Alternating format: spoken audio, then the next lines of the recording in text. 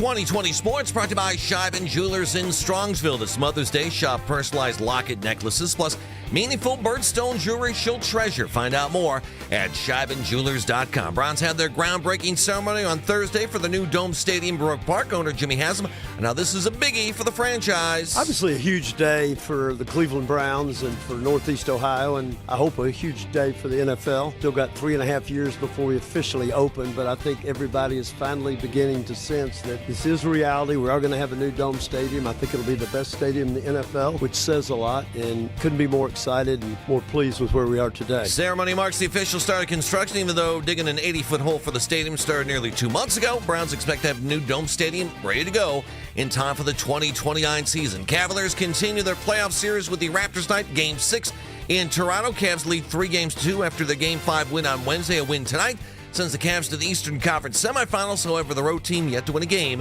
in this series. NBA playoffs last night in the East. Philadelphia staying alive, beating Boston 106-93. Tyrese Maxey, 30 points. Paul George, 23. The series now tied at 3 games apiece. Sixers trying to be just the second team in playoff history to lose the first 2 games of a series by 30-plus points and win the series. The deciding Game 7 tomorrow in Boston. The Knicks laid a beatdown on the Atlanta Hawks, 140-89. Ochi and Anunoby, 29 points. Knicks win the series 4-2. New York led by 35 points after the first quarter and by 47 at halftime. The Knicks led by as much as 61 points during the contest. In the West, Minnesota downs Denver 110-98. Jaden McDaniels, 32 points, 10 rebounds. Timberwolves take the series 4-2. Minnesota now moves on to face San Antonio in the conference semifinals. Guardians back to work time. They begin a weekend series in West Sacramento against the Athletics. Guardians come off a win Wednesday over Tampa Bay that snapped a 4-game losing streak. Joey Cantillo is going to get the start time for the Guardians. 1-1, a 2.97 ERA. Ken Carman and Darryl Ryder had a chat with NFL Commissioner Roger Goodell. We'll hear it this morning at 7 o'clock. Then coming up at 8 o'clock, new Browns head coach Todd Monkin live in studio with Ken and Anthony right here on 92.3 The Fan. Headline sports news every 20 minutes right here on 92.3 The Fan. From the University Hospital Sports Desk, I'm Jeff Thomas. Up next time, they went into the draft, I think, with the feeling that they wanted to take care of tackle and receiver. Like, I do think, most teams would tell you that the opportunity at the bottom of the first round would be better at receiver than at tackle because the tackles were going to run out. I think all in all, they get the most versatile lineman in the draft, the most pro-ready lineman in the draft. And then I think they get the receiver in the draft who most people would tell you was the best receiver after the catch. So, I think all the way around, you wind up with a good group. And then, I think you get a value in Denzel Boston in the middle of the second round as a guy who, I think some people had going at the bottom of the first. Listen for the MMQB's Albert Breer, Tuesdays at 5:20 on Cleveland's Sports Radio, 92.3 The Fan. The Ken Carman Show with Anthony Lima. Obviously a huge day for the Cleveland Browns and for Northeast Ohio, and I hope a huge day for the NFL. Still got 3.5 years before we officially open, but I think everybody is finally beginning to sense that this is reality. We are going to have a new Dome Stadium. I think it'll be the best stadium in the NFL, which says a lot, and couldn't be more excited and more pleased with where we are today. Commissioner, what about the Super Bowl for Cleveland? Once there's a dome here, tell us when Cleveland can expect a Super Bowl. The stadium is clearly going to be suitable for a Super Bowl. I think the real challenge is going to be how transformational this is here. The airport is important for us. Hotels are important for us. All of the facilities are the biggest challenge for hosting a Super Bowl now. We have probably close to 200,000 people come in for a Super Bowl. It's great for economic impact, but it's hard for cities to be able to meet some of those requirements on the facilities. Just what can you say about this new building still being accessible to those diehard Browns fans that have followed this team since its inception? Darryl, great question, and I can promise you we have talked as much about keeping, quote, affordable seats in the new stadium as anything else. The Dog Pound will have the exact same number of seats, but it's going to be a way better experience. And we will have seats that are affordable, just like our seats are now. So we heavy focus on making sure anybody that wants to, or almost anybody that wants to, comes to our games. This is Cleveland's Sports Radio, 92.3 The Fan. Some better tell Ed Gallick that I already asked a question about the Super Bowl coming here. You can't scoop me. We're going to play the thing at 7. I know one thing. The gauntlet has been thrown. What? By who? Cleveland, get your act together. About what? Get those rooms Get those rooms built. Get them built. Turn those machines back on. I'm sorry. Okay. Good morning. What's going on, Kenny? Audio courtesy of Progress. What do you think? New stadium? What do you think, Tone? What'd you think yesterday? What'd you think watching the ceremony? I'm looking forward to getting in that stadium for a November. 70-mile-an-hour winds. I'm going to let you guys know at 7 o'clock, we're going to have the Roger Goodell interview that Daryl and I did with, obviously, the commissioner, Roger Goodell. And then later on, you're going to notice, I want you guys to notice during the interview, which is not long. It's not long. I want you guys to notice the difference in the questions during the interview. Oh, yes. Because I think I was set up, and you know what? I enjoy it. I'm glad I got set up that way. And I will tell you about it later. But I want you guys to pay very close attention to the questions that are asked during the interview. And I want to know later on whether or not you believe that I did it the right way and maybe anybody else did it the wrong way, or certainly vice versa. Because I think I probably did it the wrong way. But you know what? We'll find out a little bit later on. So that's the only thing I'll say about that right now. I'm not going to sit there and preview it for 50 minutes. We will have the Roger Goodell interview coming up at 7 o'clock. Yes. Did you get a chance to dig into the earth a little bit? No. Into the site? No. With the guitar? No. Shovel? No. Didn't do any of it. No. I was out of tune. It was a wonderful get out of here. Get the hell out of here. The whistle. It was a wonderful ceremony, it seemed to be. It was a very large gathering. A lot of regular fans there. A lot of just fans there hanging out, having a good time. It's good they all come in the dog pound regular fans. I'm excited that they can come to something. The general admission fan. I'm sorry. Oh. Excuse me. Well, what you would think it's just this big thing, and so it's like, oh my goodness, luminaries, Mr. Commissioner of the county and all this stuff. It wasn't that. There were a lot of guys in Browns jerseys and so on and so forth. Did they have to come with their PSL deposit? You had Dave Jenkins sitting right there, and you did ask him the question about PSL, so I guess I can't really knock you for it. Yeah, so you really, I don't know why I'm pounding the table with this baseball. I'm sorry. You had to throw that in there about the PSLs? Well, I feel bad. Kenny, we all know they're going to be here. I was very jealous that Kenny got a chance to talk to the commissioner. You could have went. And I couldn't have You went. were offered the opportunity. You decided to stay home and drink and play and watch basketball and have your daughter handle snakes in the front yard. Unfortunately, we did not have a sitter. And so I was thinking, could I bring the kids? Have the snake be the babysitter. Could I bring the kids to the event? I don't think that would have went very well. I do not think my son screaming for Mama, Mama, just crybabying all throughout the entire process. I don't think that would have been good for anybody. Oh, that's fair enough. But I was very jealous. How'd the commission look in person? Boy, his hair is always thinner in person. It's a new hue of red. They're always thinner in person. What do you tell you? You say he does if it's a dye job, it's a good dye job. Just looks a little different. It's not like the Mike Krzyzewski where it's like, why is your hair jet black and you're in your 70s? Like, no, this one's a good one. And it should be. You guys are millionaires. You guys should have good dye jobs. I'm not above you getting a dye job. Now, my hair is going to gracefully go to Les Levine land at some point here, and I'm just going to be gray, and that's the way it's going to go. But since I keep saying it on the air, so I know that I can't do it and I can't color my hair. But if you're going to go the hair color way, you are more than welcome to go the hair color way, guys. It's just you got to do it. You got to match it with your age. If you're a 70-year-old man and you have a high-stress job, like commissioner of the NFL. I don't think he's 70. But if you're a man of middle to advanced age and you have a high-stress job like commissioner, yeah, there should be some gray in there, okay? If you're a high-stress job like the Duke basketball coach, the men's basketball coach, which is everything there at Duke, yeah, you shouldn't have jet black hair. I'm sorry, what were you going to say? 67. He's 67. Wow. Looking good for 67. Outstanding. I saw what you did on with your hands. Are they still doing that? Are the kids still doing that? Yes, they stupid are. Kids are doing it, and I hate them. Still? Did he look? Which one was worse? The DX chop? That's the only way I can say it on the air. Guys, I know what it's really called, but that's how I celebrated every touchdown in high school. So I don't know how. That's how it all was done. Yeah. I mean, were you really an American male during the late 1990s and early 2000s if you did not get detention for doing the DX chop? I say no. Go ahead there, So Lima. you said that he looked good, a little slimmer in person. The stress levels of a commissioner, every time you got the Mike Florios of the world that, are trying to expose the Pablo Torres of the world, trying to expose the corruption, bulldog journalists, and the scandal of the NFL, hard-ass journalists. And I think back to what an amazing life it has to be being the commissioner. And you said it on the phone with me. Oh, it's amazing. You said it on the phone. There was a day that he was in Northeast Ohio that I think directly led to what happened yesterday. We were at that game. And I got in front of me. It was December 17th, 2023, Kenny. Yep. Bears-Browns, where it was it Darnell Mooney who dropped the Hail Mary that absolutely he should have caught and they should have beat us with? And we might not have made the playoffs we would because not have made the play. Would we? Well, actually... You can't say we're cursed because if we were cursed, that guy makes that catch. You don't know who would have played the final week. But, yes, we ended up winning the game 2017.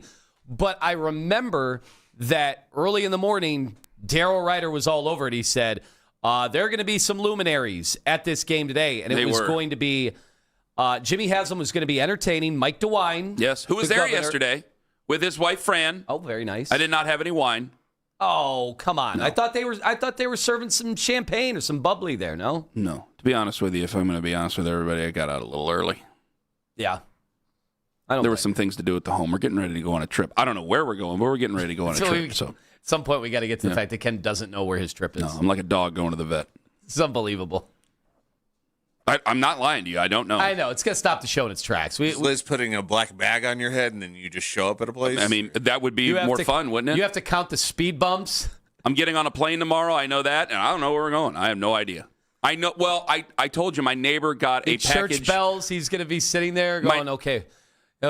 Just like the guy from Taken. My neighbor 4 paces left. Got a package to do. I told you to golf at Atlantis. I'm like, great, because I'm great at golf. That's gonna be fun. So I know I'm going to the Bahamas of some sort. That's one of the places. So that's one of them.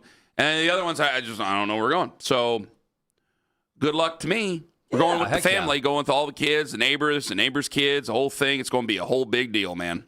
And no one's gonna be able to leave this one early. No, I can't leave early. Oh, like my brother-in-law did? Yes. No. Nope, ain't no leaving early. That's an old-timer. We're going to pack our stuff and get on out. Unless you think you can swim it, I wouldn't try it. Yeah. Anywho. So that day, if you remember, because who was there in addition? It was Roger Goodell, the governor of Ohio, the governor, I don't know if Fran was there, the governor, a couple other people there. And it was miserable. County commissioner was there or something like that? The weather was so bad. It was windy. So bad. It was like a rainy, which is even worse than the snow. It was just one of those quintessential Cleveland weather days. Mm-hmm. And I remember we talked about it. It's like, what a day to show off. Because we knew why they were there. I mean, everybody knew why they were there. And they wouldn't confirm it. It's like, you know why you're here. Come on. Come on. And let's not kid kidders I'm here. just saying, I'll forever wonder, had it have been an incredible sunny day, beautiful sunny day, if the commission would have been like, is this worth all the hassle? Look at this. He turns around, sees Lake Erie looking great. There's people in sailboats going by waving. Big Browns colors and stuff like that, just waving. Nice Northeast Ohio day. He turns around going, well, you guys need a new stadium for. No, we're not doing this. But no, we had a typical late season Northeast Ohio day. Wind was swirling, sideways rain. It was like kind of sort of snowing, but then kind of not snowing. And then it like just rained and it was just bad. And we were losing most of the game. So everybody looked miserable. Justin Fields actually kind of played half out of his shoes in that game. He had one touchdown pass to Cole Kmet, which was like, man, there's something here with this guy. I'm not sure what it is. I don't know if he's ever going to be able to harness it, but there's something here with this guy. And then we ended up coming back and winning, and that was great. And I'm telling you, I think that was the day. It's like, oh, boy, this weather is rough. And, yeah, like the pipes are starting to burst in here and things like that. Maybe it is time that we start to put some stuff together and get you guys a new stadium. And so now going. We're here talking about here we are, Final Fours. We're talking about WrestleManias. We're talking about Super Bowls. I did not ask the commissioner about WrestleMania. I imagine he'd go, I'm the commissioner of football. I'm not the commissioner of wrestling. I imagine he wasn't going to do that. So, like Dave Jenkins could have asked him about WrestleMania, and I'm sure he would have been like, I think it's in play. I think 100% anything you guys think of, I think it's on the table, right? David Gilbert was there yesterday. So anything you guys think of is going to be on the table for like what they could do. Now, personally, I don't think there's a chance in hell WrestleMania would come here. No? I think they would come here for like a 2-day SummerSlam. Oh. I just don't think they'd come here for WrestleMania. I don't think they do that. But maybe I'm wrong. It just seems to be that they're going in a different direction, the whole WWE thing. But when it comes to other stuff, what's wrong with the SummerSlam? What's wrong with that? What's wrong with the Royal Rumble? We get a Royal Rumble. Why can't we do that? At least give me a Halloween Havoc. Give me a Halloween We get a Havoc. Clash of the Champions? Yeah. We can have a Clash of the Champions. We can have a Bunkhouse Stampede if you want to. Hell, we can have all of it. Sold out. Except for probably WrestleMania. Final Four is there. Yeah. Big Ten. I don't know. Is the Big Ten Championship even going to be a thing Is in it for 5 bidding? years? Is there bidding there for it? Well, I'm wondering, can you get, like, Ohio State has played at the stadium before, and it wasn't like 1,000 years ago. I remember coming up, and I forget who the hell they were playing at Brown Stadium. And I remember Earl Bruce used to do the pregame show, rest in peace. And I thought, I want to say they were playing Toledo. Didn't we play is Bowling the one Green? I'm thinking. It might have been Bowling Green. But I know they've played at the stadium, so it's like, well, could you? It's only 68,000, and maybe Ohio State would say absolutely not. Maybe not. Right, because they just don't want to give up any cash. And it's Well, I don't know if there's going to be bowl games, but can we host a playoff game? Can we host a playoff game at the stadium? Like, anything you can think of. Listen, they built, if we're going to do something here, like let me say this. And yeah, like we are on friendly terms with David Gilbert, but I'm not like, David, hey, what's going on? I'll just say, like, I think they're really good at what they do. And I think that we probably have the best one out of the region. And I'll throw Chicago in there as far as leaders are concerned about bringing events here. And so it's like, hey, if we're going to do something here, like, we might as well be good at hosting events. Like, everybody else is, I think a lot of other cities are complaining and doing woe is me. And it's like, hey, we're pretty good at having a party here. We're pretty good at hosting events. I saw a lot of people when it came to Cleveland hosting the draft. A lot of people were just disappointed that we couldn't have more people because of everything that was going on at the time in America. But when you look at like what Pittsburgh is, all I heard was people complaining. And then they still had 700, 800,000 people. Yeah. But all you heard was people complaining. It's like, well, if you guys are going to sit there and complain about it, we'll take the draft back. I'll take the draft every year. I don't care. It's a convention of football. We're right here next to the Hall of Fame. We might as well have the convention of football here every year. Didn't you get the feeling that we were getting another draft? That we weren't or that were? we were. Oh, I think we are. Yeah. Yes, Well, I do think we are. So back in the rotation. Yeah, because I think that they did a really good job. They jumped through all the hoops. They want to do all 32. They don't need to. See, this is what I don't get. If you're going to have a rotation for the Super Bowl, then you should never take the draft to those cities. You're so right. If you're not, like, there might be some cities that are in a rotation for a Super Bowl and we don't need a for draft in L.A. We don't need a draft in New York. Did Nick say that? I think Nick. That's a great said idea by Nick. Yeah, I totally didn't hear agree. him. Nick, if you're listening, and he doesn't sleep, so yeah, Nick, you're right. That was a great idea. If you want to have a rotation for Super Bowls and a rotation for drafts, I think that's a hell of an idea. I don't think they should move the combine because I think it's still supposed to be a giant. But we'll take it. We'll gladly take it. Is it close? It's not close to the hospital like it is there. I mean, there's hospitals close, but it's not like right next door. Well, they just connecting tunnels. You know That's what? the thing, the infrastructure. Hell with it. I don't mean anything against the fine folks in Indianapolis, but you better watch out for us. We're coming for your combine. Coming for everything. Coming for everything. Yep. Can't host everything now. Big Ten championship game, whatever it is, we're going for it. That's the way it's going to go. I know what Irsay's daughter is very formidable, but we're coming. Tough. Coming for everything. That's a tough one right there. But do you feel any more optimistic? Like I heard Earl the Pearl.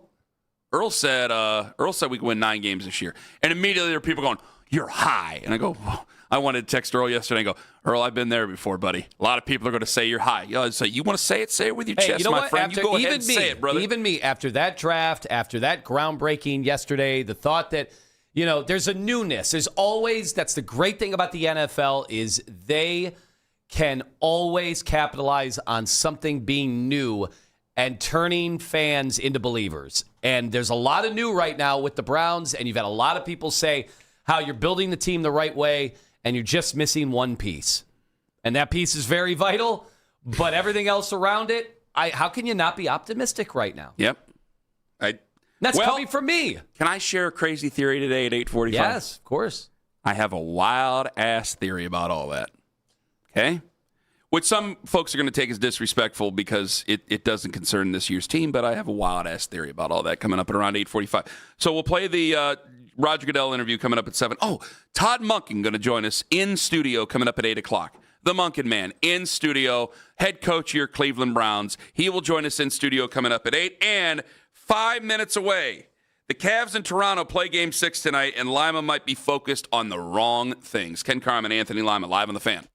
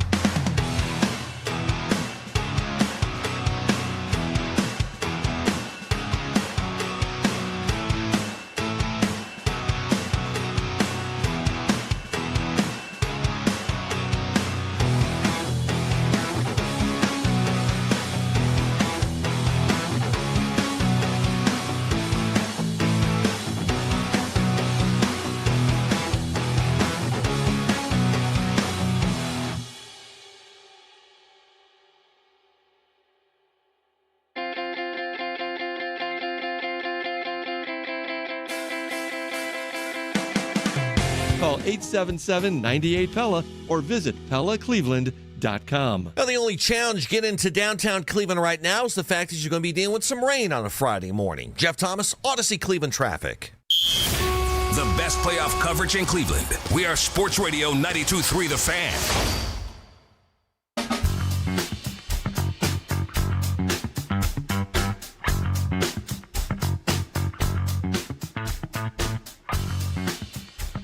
I think that we need a little time off from the NBA playoffs. Lima's been getting drunk and watching basketball every night.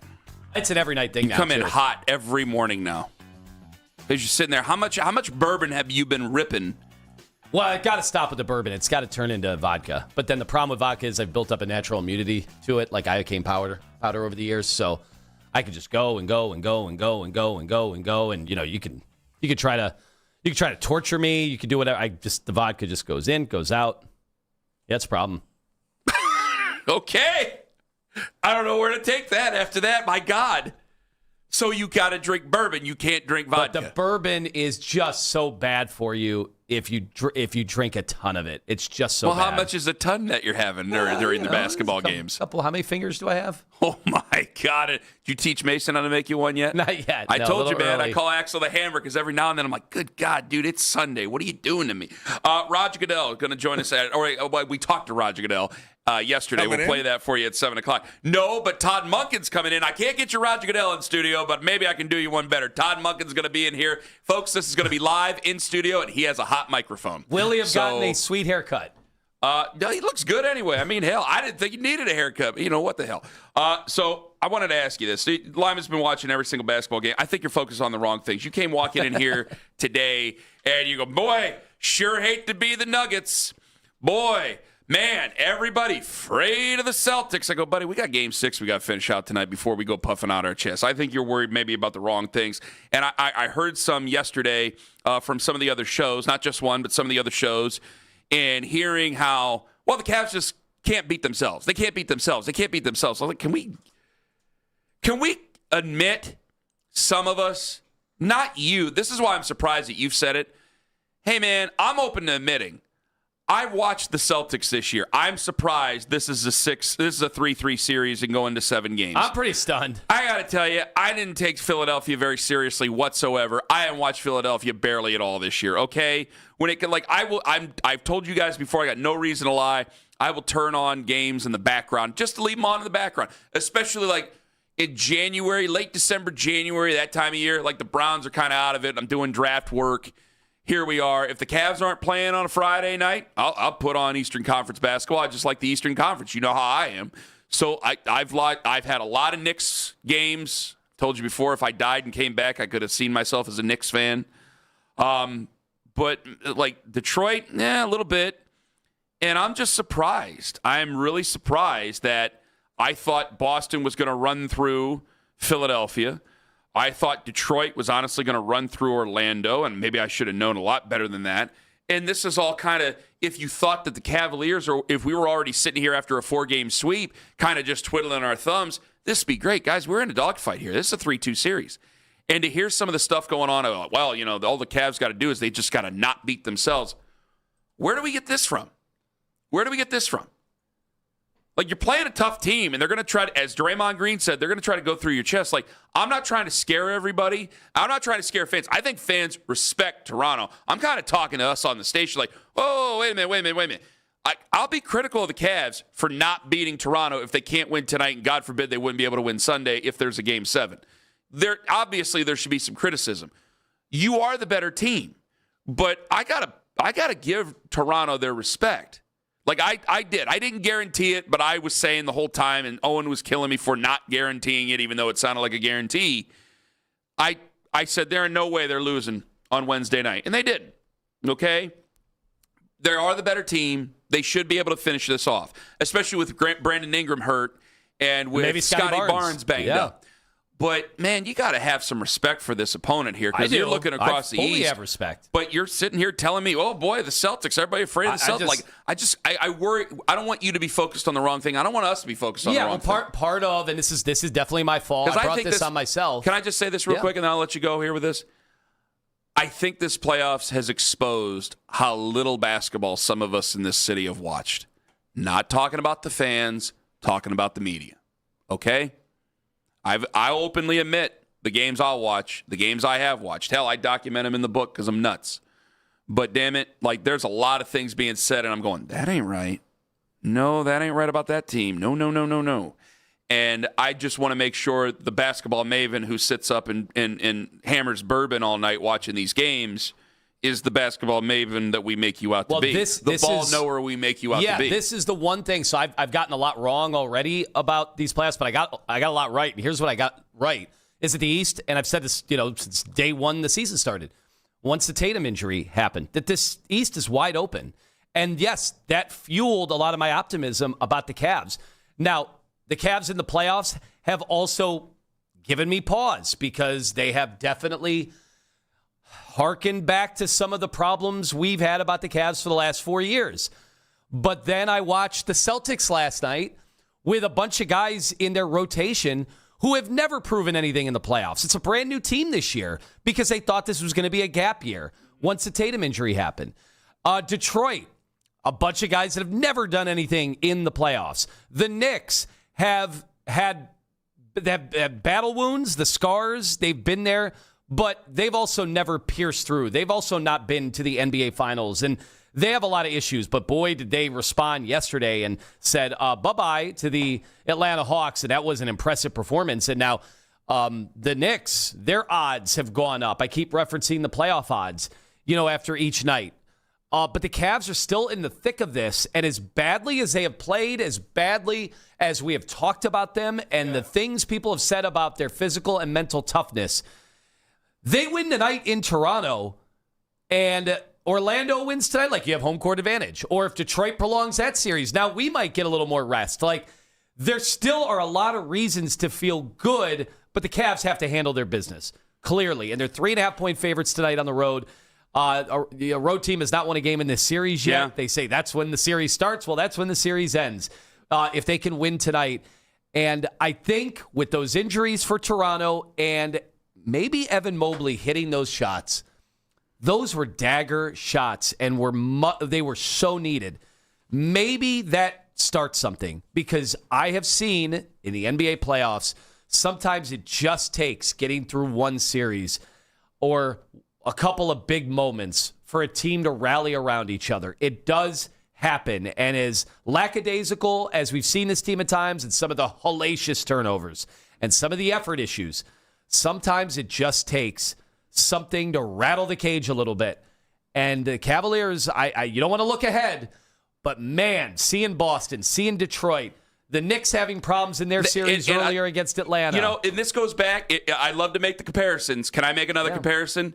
You got to finish out this series. And you know why you got to finish out this series? Because you're seeing what's possible. I go back 2020 playoffs, the Dirty Dan, what was Dan's name from the Chiefs? Sorensen. Dirty Dan Sorensen. And how, hey, if you were able to close that out, 4th and long, and then it'd be or 3rd and long, and then it became 4th and a half a yard, and they threw that ball. If you're able to close that out, who knows what's possible? If you're able to win that game, who knows what you're capable of with the Cleveland Browns? Okay, well, if you're not able to finish off this series with Toronto, you're seeing a wide open lane here. Denver's having problems. Orlando, that would be a formidable opponent. You're going to have to take either team seriously. Detroit, yeah. Boston, or I said Denver. Yeah, Denver does have problems because they're eliminated. Problems. Detroit has problems. Boston is having problems trying to put away Philadelphia, a team that we all left for dead 3 weeks ago. You have an opportunity here. And if you're not able to close out this series, like say you do go to a Game 7 and you falter and you lose, you think it hurts now. I can't imagine what it will be, because they're showing you this is an opportunity. And maybe Boston's going to get their act together. Maybe I'll end up being wrong. But this shows you an opportunity and a path to possibly not just get to the Eastern Conference Finals, get to the NBA Finals. But if you can't beat Toronto, forget about it. 216-474-0092. Like, that's what's at stake. So you got to go. And I know I just talked about other teams. I know I got to keep the focus here. But I'm just a little bit concerned or just baffled that I'm here. Well, the Cavs just got to not beat themselves. Well, the Cavs is it the Cavs versus the Cavs? I would like to turn the ball over less. I would like to do that. I would like to win the possession games. All Cavs conversations brought to you by the fine folks at Surfside Hard Iced Tea that ask you to please enjoy that Surfside Hard Iced Tea responsibly. 6:35 and 50 seconds for those scoring at home. I'd love to do all those things because I do think they help you make sure. And I do feel I don't like to celebrate injury. I feel a lot more confident that Brandon Ingram's out, let's be honest. I feel a lot more confident that there's something tweaked with Scotty Barnes, let's be honest. Now, will he be able to go tonight, Scotty Barnes? He'll go, I imagine he'll tape it up and go. He looked a little bit banged up, a little hampered in the second half. John had set it up there. Now, John's an outsider. He's an interloper, but he's a good kid saying, well, if they lose tonight, I don't know if they're going to win a Game 7. And you and me like, whoa. That's been kind of the feeling with the Cavs this year with a lot of their fans. So for us to just sit here and go, oh, well, the Cavs can only beat themselves. Where are we getting off on that? Shows we ain't been watching a lot of Cavs basketball then if we're saying these sort of things. 216-474-0092. Roger Goodell going to join us at 7 o'clock. I want to get to some of you guys on this. Do the Cavs only have to not beat themselves? Am I being too much of a worrywart? And should we respect Toronto a little bit more? And coming up in 5 minutes, he's been only here a couple of months, but James Harden is the reason this team is up 3-2 in this series. Ken Carman, Tone Master General, Fat and Thin in the Morning with Roger Goodell at 7 o'clock on The Fan. Friends.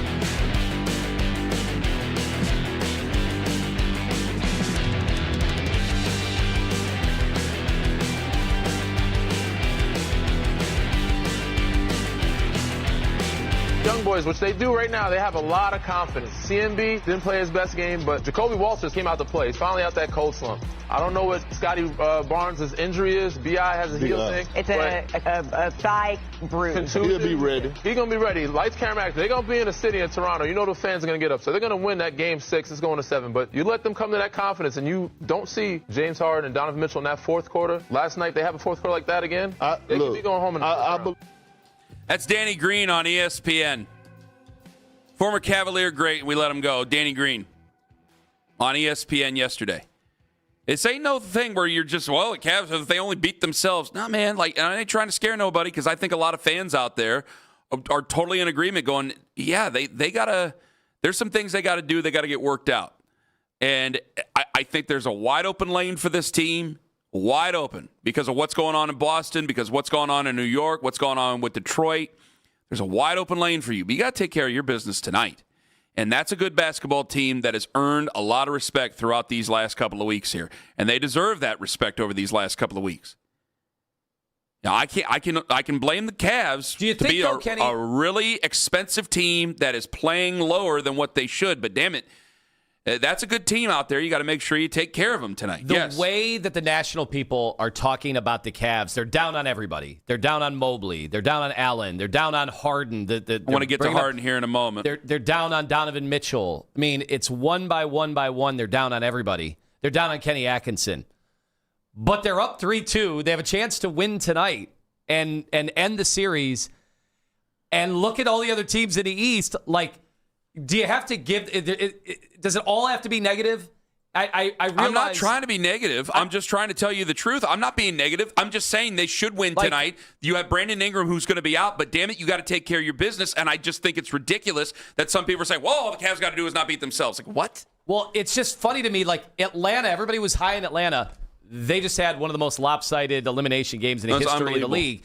I think they were down like 50-12 at one point in that game yesterday.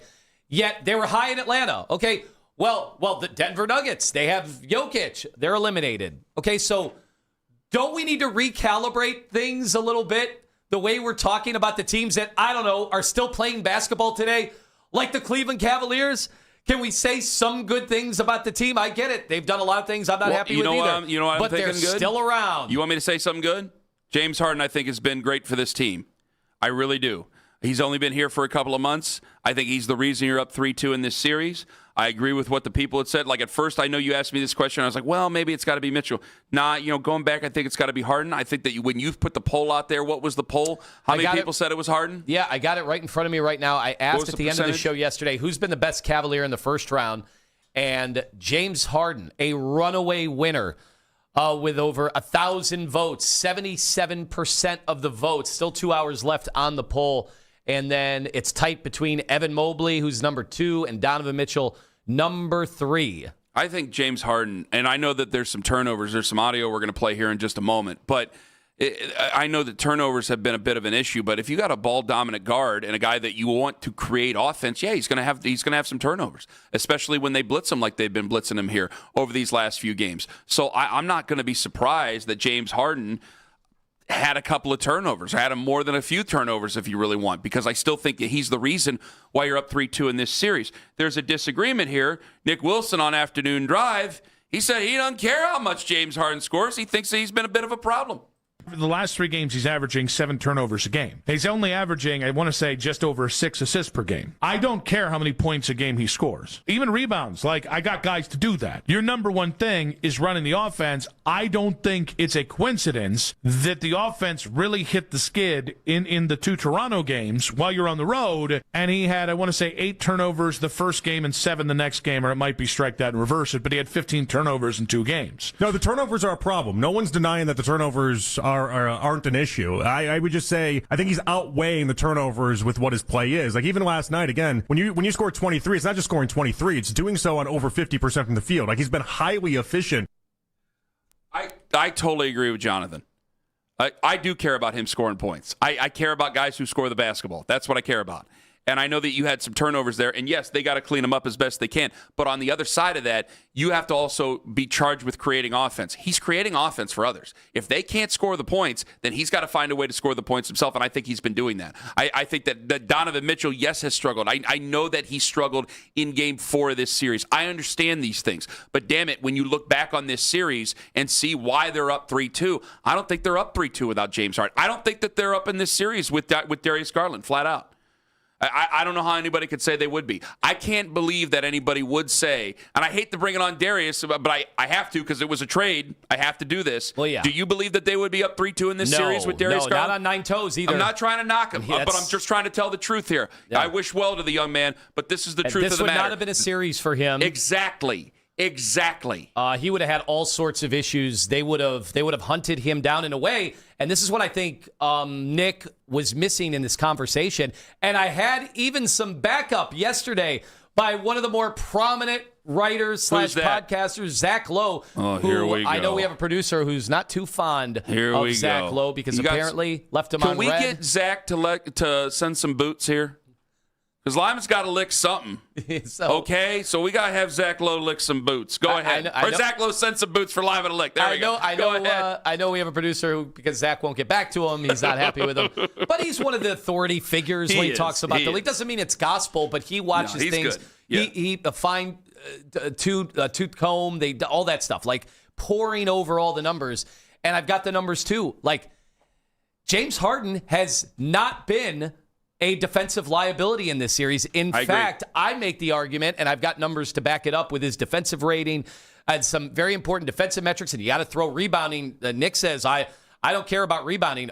You better, because rebounding is what really hurt us in those 2 games in Toronto. Well, that's and part of the possession game. 8 defensive rebounds in the last game. Exactly. That's part of the defensive. Because the possession ends when you grab the basketball. Yes, and part of what Kenny Atkinson said in the post-game after Game 5 was winning possession battles. I mean, when you had the one game where they had, I think Game 4, was it? Toronto had 23 more offensive possessions going, holy hell. That I wasn't excited with their pace of play, to be honest with you. But when you have another team that has 23 more possessions than you offensively, you wonder why an 8-point lead evaporates, an 11-point lead evaporates. And look, they've just been flat out better with Harden on the court despite the turnovers. Yes. So, yes, bring up the turnovers. They're hellacious, and it is one of the bad things about James Harden. But I think he, in totality, has definitely made up for the turnovers and then some. You can't just look at assists to turnovers. I'll go one further. Nick did yesterday. I'll go one further, and I know you look these things up. But I'm going to tell you right now, I'm watching this series, and I've had a couple of people say it, and I think they're right. We've had a couple of callers say it as well.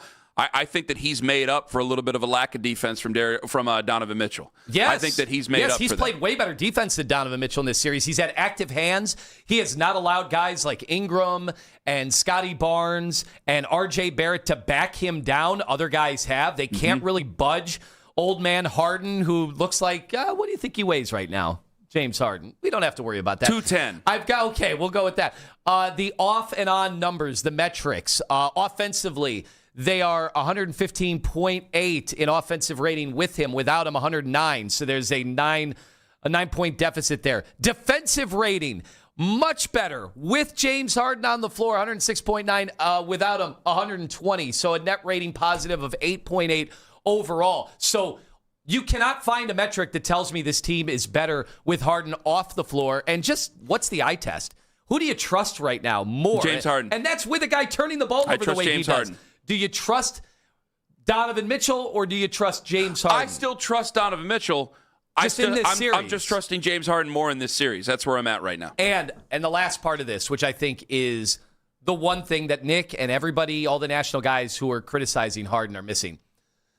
I use the term unafraid, and I think that's important. There have been times, especially after losing those 2 games in Toronto, where you had a lot of guys that looked afraid. You needed somebody like James Harden in Game 5 to come out in the first quarter and be in takeover mode, because you can't wait around forever for other guys to pick up the slack, because you'll be eliminated. Just ask the Denver Nuggets right now. They're done. Their season's over. Cavs are still playing basketball today because of James Harden. Todd Monkin, 1 hour from now in studio, head coach of your Browns. Up in 5 minutes, I asked Roger Goodell yesterday, can we have a Super Bowl here in Cleveland? His answer at 7:01 on The Fan. This is an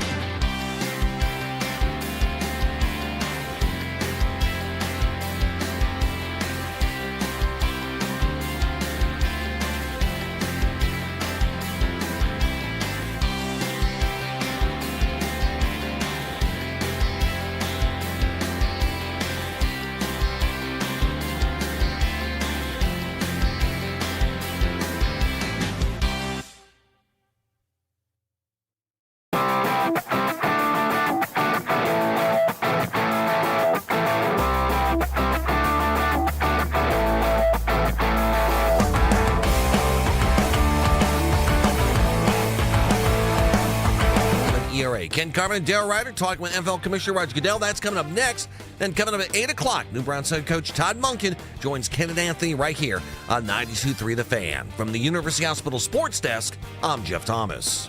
Catch Afternoon Drive with Nick Wilson and Jonathan Peterlin live on YouTube each and every weekday from 2 to 7 p.m.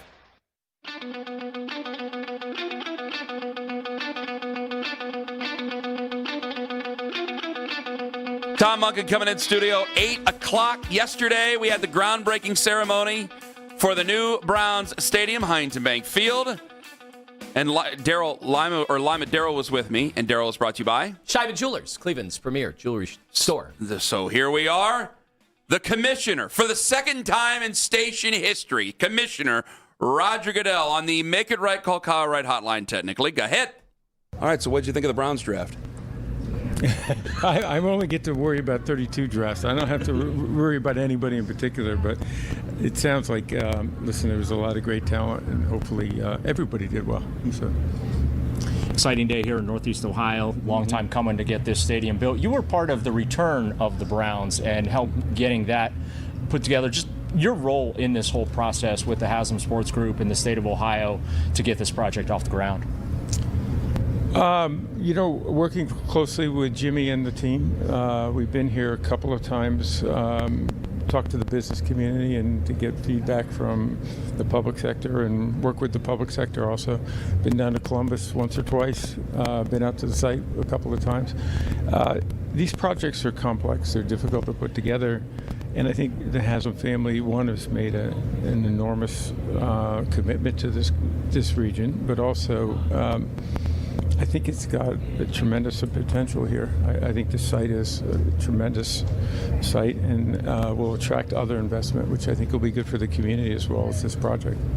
You're seeing some of that state money is tied up in a lawsuit right now, the $600 million. Are you seeing more scrutiny, do you think, overall on some of these stadium projects or pushback in terms of the public funding? No, it's not unusual. And it's public money always, and listen, I'm a taxpayer too, so I want people to make sure that the project is looked at through the lens of taxpayers and through the lens of fans in general, ultimately. And I think they did a very good job of that here, and we're very responsible in the way they participated in the project. But public-private partnerships, ultimately, they're things that make these work and actually make these projects beneficial to the community. The economics of the game have changed since the 90s when the Browns relocated and there were a couple other teams that moved around. As far as, the public money, right? The league revenues are up, team revenues are up. Is there ever going to come a day where there won't have to be as much leaning on the public sector or as there is these days? Now I know the Haslams are putting 1.7+ billion into the stadium alone. I would say so. Listen, I think they're always the equation of the investment and the return, right? Ultimately, both from the private sector and the public sector, they're both important. And I think that's why you have to be very careful and selective and make sure that it fits the project and the community every time. So there's no cookie cutter here. It changes and it evolves. But I always think that public participation, because I think there's a tremendous amount of value for the community too. Getting $4 billion of investment in this region, I don't know if that happens very often around here. That's a significant commitment.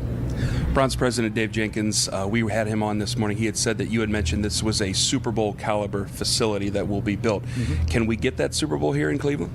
The real question on the Super Bowl, this stadium is certainly Super Bowl quality. The question is the community and the facilities around it. I mean, just as an example, hotel rooms, the smallest we have is a community that has 50,000 hotels. I think this community has far less than that. And so that's a huge part, right? It has to work for the fans coming in, because we now have not just the people who are going to the game. We probably have well over 100,000 people that come in for the events during the week. Well, you go back to COVID, kind of had an abbreviated ceremony with the draft. Is there any possibilities we could get the draft back here after the stadium? Yeah, I do think so. I think the reality is you guys did a remarkable job under very difficult and challenging circumstances, and I think that is warranted, yes. You go a little bit south, the Hall of Fame Village project stalled for a while there. They have some momentum, some private investment. Can you talk about the progress there and if that's encouraging for the league? Well, as you know, we're not participating in that in any way. We obviously work with the Hall of Fame, not the Village.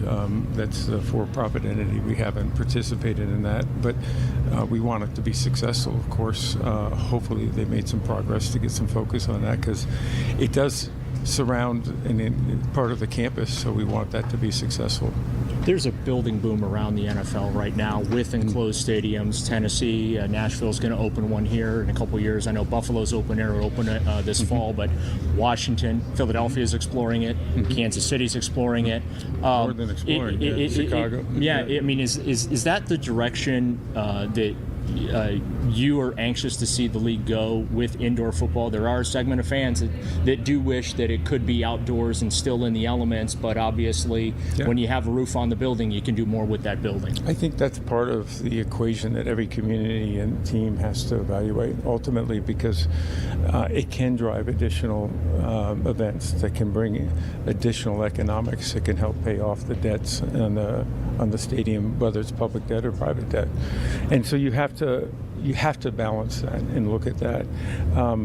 Yes, I'm a big football fan who loves the outdoors. I love seeing Buffalo's going to have that. So that's great, but I also understand the realities of you have to balance those things as you look at these projects individually. I think every current enclosed or dome stadium has hosted a Super Bowl from the NFL city perspective. Does that make it more difficult when you guys are sorting through which stadiums to award that, just when you have more options? We're not just awarding it to a stadium, we're awarding it to a community. That's the issue ultimately, right? The stadium is our stage. It's critically important because you want that to be the best, but it's really it's a community asset ultimately, and it has to be used in that fashion. We just saw that with the draft last week in Pittsburgh. The number of people that came in from out of town, it's 805,000 people attended.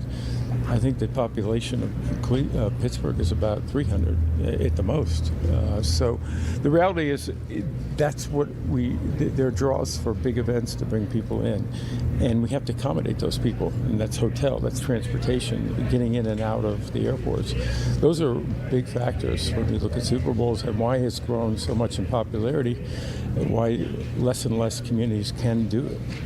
Commissioner of the NFL, Roger Goodell, on the Make It Right, Call Kyle Right hotline. All right, Tone, what'd you think of the answers by the commissioner? I think he's throwing the gauntlet down to the Northeast Ohio, the community. Obviously, real estate, hotels, all that stuff, infrastructure, that's the only way you're getting a Super Bowl. So I think a lot of people left yesterday thinking you're probably not getting a Super Bowl.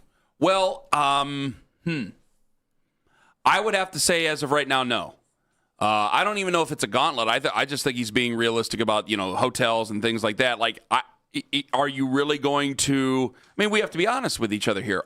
We do events very well here, but are you going to invest these things just because a commissioner makes a mention about Super Bowl rooms needed to host one? I don't know if you are. I mean, it's a business, for crying out loud here. So there might be a possibility. Is he including Canton? Like, I got to ask those questions later on, but you don't only get so much time.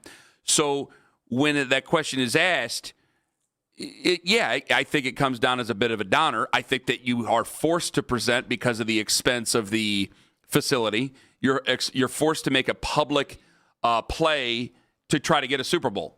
As the partnerships are concerned when it comes to the county, the city of Brook Park, the Browns.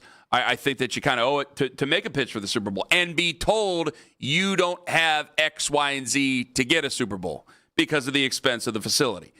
When it comes to the draft, I am encouraged to get a draft back. I mean, again, I thought, and if that was Nick's idea, then I think it's a great idea by Nick. If there is a rotation of Super Bowls, great. If there's just a rotation of drafts, great as well. Because I don't think that every city needs a Super Bowl, to be honest with you, and I don't think that every city needs a draft. Miami's had a ton of Super Bowls. New Orleans has had a ton of Super Bowls. Los Angeles will end up having a ton of them. Las Vegas will end up having a ton of them. I don't think those cities really need drafts. I think that Cleveland Pittsburgh did a lot of complaining. Maybe, I don't know. That's all I read. But, I'm just over here on the internet. I wasn't actually in the city. Hopefully it was a lot different last weekend.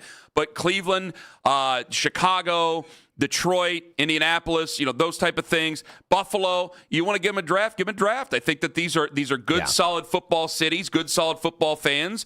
And I think that absolutely the draft could work in these places. Well, I know. It had worked here and it worked in Chicago. I don't know why it wouldn't work again. About the hotel room part of this, and it's something we've been talking about for a long time. And I don't know, it seemed to me like yesterday, Goodell's like, I don't have to really worry about shoehorning another city into the Super Bowl rotation that would anger all the other cities that are ready-made and ready to go, obviously, in warmer weather areas or just domes in general, because he's basically saying you're, 20, 30,000 rooms shy.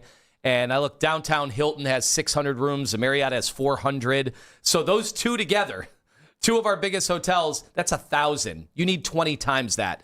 Guys, just do the math. It just doesn't seem very promising. And, I talked to the new CEO of Bedrock, who's helping out with the Cavs plans. They've got a couple of hotels in the mix down here, again, but they're not going to be the high-rise. They're just going to be nice, either boutique hotels. Hotels. Yeah, we're talking a fraction of the rooms. So I don't know how you get there. I just don't see it. I'm all for being ambitious. And we're an industrious, community that wants to be optimistic about these things. But that number seems staggeringly low where you're at right now. Well, it seems like a staggeringly high number as well. And I got to tell you, it kind of throws me off a little bit just because I didn't realize how many. I knew they needed more. I didn't realize how many more they actually needed compared to what they already have. I knew that they would need more, but I didn't know there was going to be 40,000 or something like that. Indy, I mean, that's a wild number. Or you go to Atlanta. Man, Atlanta, it seems like there are 20 of those high rises that all have, 800 rooms roughly. They have so many of those because they've had that infrastructure built over a long period of time. And obviously, Indy, we've talked about, everything being intertwined and connected to their conference hall, all of it. All of it is just all connected. You don't even have to go outside. It's incredible. We're going to do it later, I'm sure. Did you notice the differences in the questions? I did. Okay, good. I did. I found that interesting. About that later. That'll be discussed later.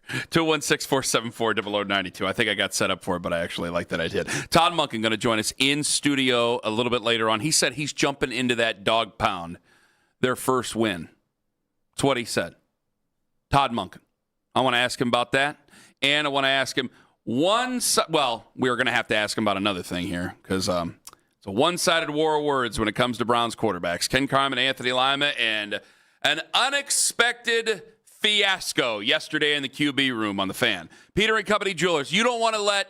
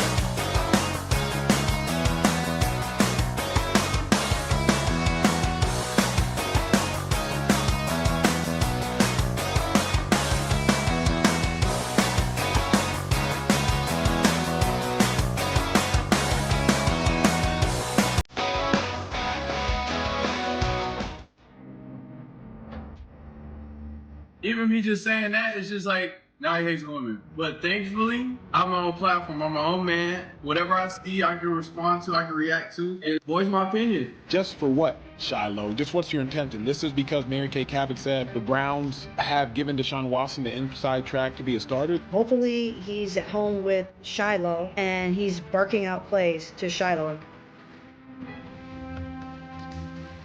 What the hell are we doing? Audio courtesy of Emmanuel Acho, Shiloh Sanders' Twitch account, and Cleveland.com. And controversy. And controversy and drama. A story that was picked up by the New York Post, by TMZ. This thing was everywhere yesterday. Well, that's going to be a lot of fun today. Coming into studio today is the head coach of your Cleveland Browns, Todd Monkin. That's what he wants to get into, I'm sure.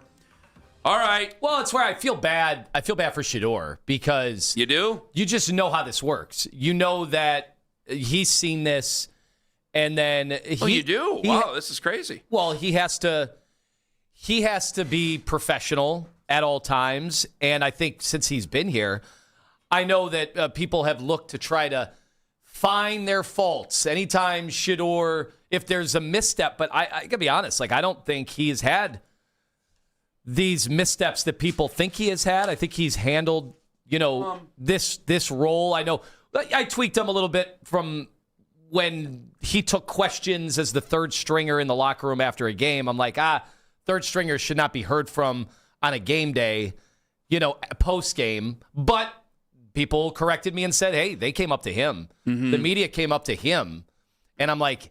Yeah, and they continue. They will always come up to him because people care about what he has to say. And he chooses his words pretty carefully, I think, at times. So he's going to be asked about this at times, like his brother. A lot of these athletes have relatives that have platforms now. If you notice, Patrick Mahomes' brother, you haven't heard from him in a couple of years. They silenced him. They silenced that dude. Yeah, there's been family members who have been kind of quieted by their more famous family members who can't deal with any loose ends, don't want to deal with any loose ends. I'll be honest, I didn't really think we were going to go down this road, but remember very early on in LeBron's career, his mom was seen at every game, in the tunnel, at times having choice words for certain individuals, and then that disappeared. Yeah, kind of ends. Especially if you're on that high of a standing. I mean, Mahomes is a superstar, LeBron's a superstar. Shedeur's a star, has a very large fan base Huge there. Following. It's very odd. Listen, I saw some of the reactions yesterday. I saw the TMZ stuff. I can't believe it was on TMZ, for the love of God. But it was a nasty comment. It shouldn't have been made. I understand that some people had taken it a different way. I found that to be obtuse. I thought that hey, he didn't even make that excuse for it. He didn't really make an excuse for himself, to be honest with you. No, not at all. He just kind of, in so many ways, said, he basically said he had something against Mary Kay. He didn't have something against women, is what Shiloh Sanders said in that Twitch account video, right? Yeah. I mean, we got the whole minute 16. He's defensive of his brother. Listen, it's again, I have to say over and over, it's not what I wanted to hear, but I have to accept it and understand the logic behind it. The one is a veteran. One is a guy who has experience in this league. The guy Todd Monkin is a 60-year-old head coach. Damn it, I hate to be this way. I really, really, really do. I think Todd Monkin's fun. I think he can be a lot of fun. And clearly, I don't want to sit there and talk about the guy being let go before he even starts his real NFL job, winning football games or in football games in the NFL. I think it's insane. But he understands what this league is. He's been around this league for 40 years, or been around major football for 40 years. So he understands all this stuff. He saw it himself. He was an offensive coordinator for a one-and-done head coach here in Cleveland. So he understands how these things are. I don't think the Browns intend to let him go at the end of the year, or if he wins only 6 games, there's a problem. No, I don't think that at all. But he understands that he has to keep this thing as tight and ready to go as possible. And he can't care, even though he's going to be in here, and hopefully we'll have some fun with the guy coming up in less than 40 minutes. He can't care that I really want Shedeur to start. He can't care about that, and he doesn't, and he won't. He has to do what's best for the guys who he just drafted, the guys who are veterans, the guys who are on his football team.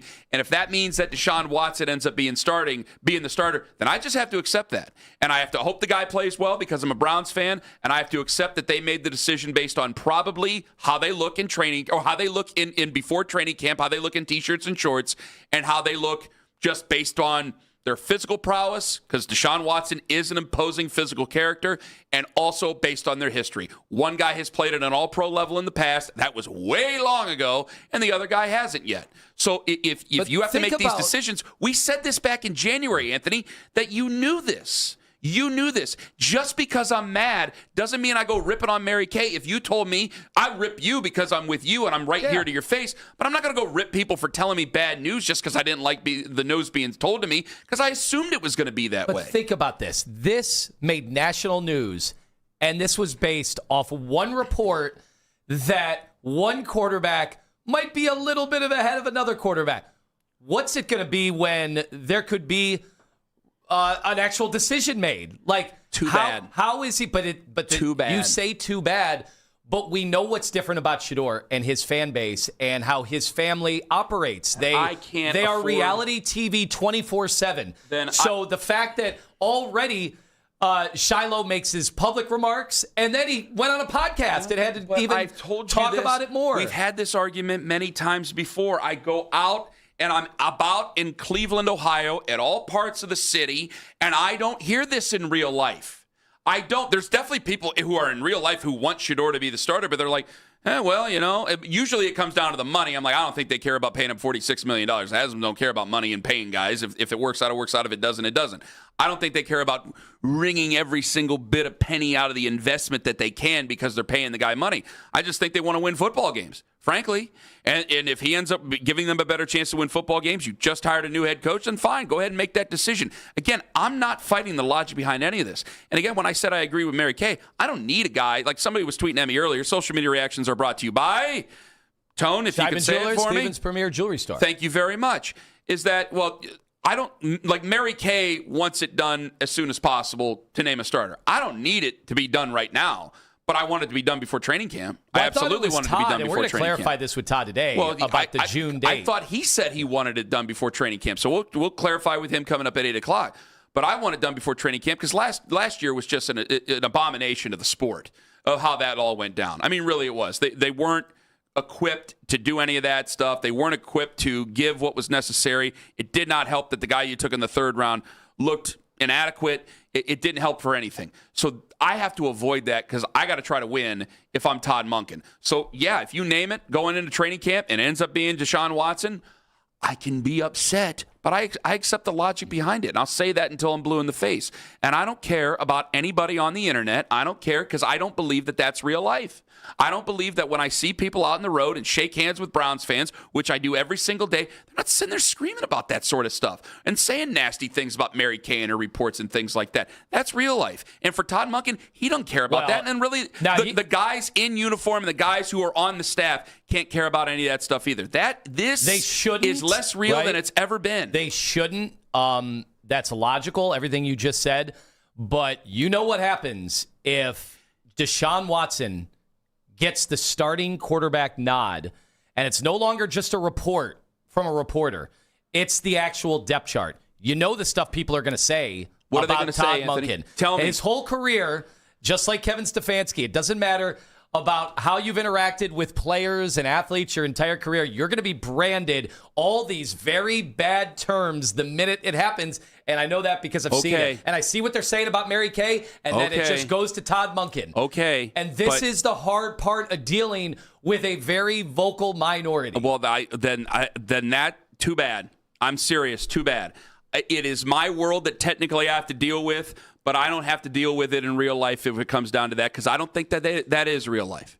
Okay? So I don't need to hear some crazy internet bullying going on about some report, and neither does Todd Monkin. He don't care about that. So if it ends up being Deshaun Watson, and I hope it's not, but if it ends up being Deshaun Watson, then I accept it's not real life. Just ask the dude that came on the air in the afternoon a couple days ago after one moment got caught on the internet chasing a baseball, and ask him if the internet is real life, because he felt the need to go and do PR crisis strategy He mode. took a baseball from a small child. But is that real life? Did That's Todd the internet. Monkin take a baseball? Shedeur Sanders isn't a child. He's not. It's not a home run ball for crying out loud. He's a grown man. This is a job. I know. Ask the people that have their reputations ripped apart online every day about the perils of social media. Sorry about and the whole difference about Shedeur Sanders This is a football is the team. social media stuff.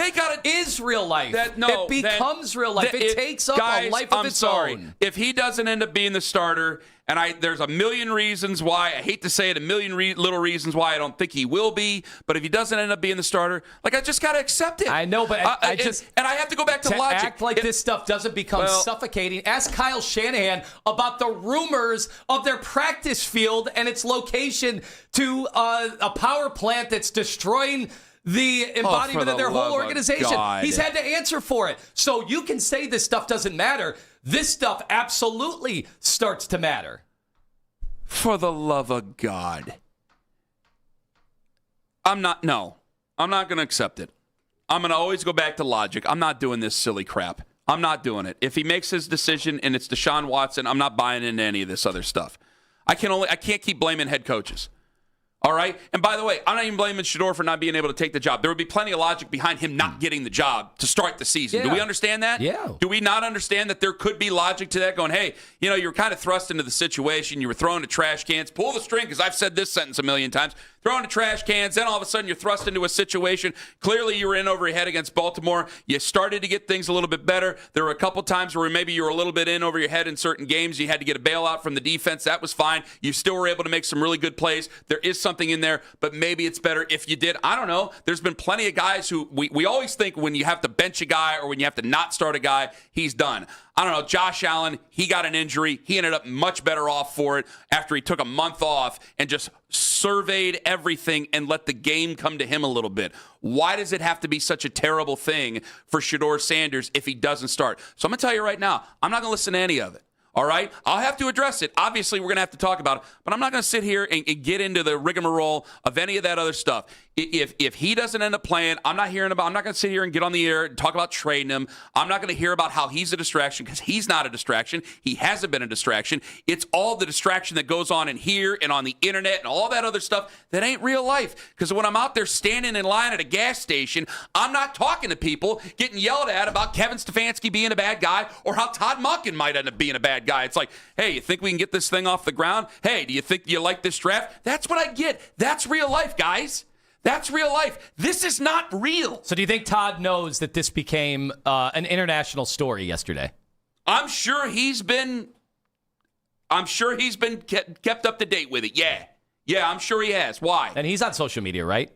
I know he has a Twitter account. I don't know if he runs the thing. Do you want to ask him when he comes in here? Yeah, heck yeah.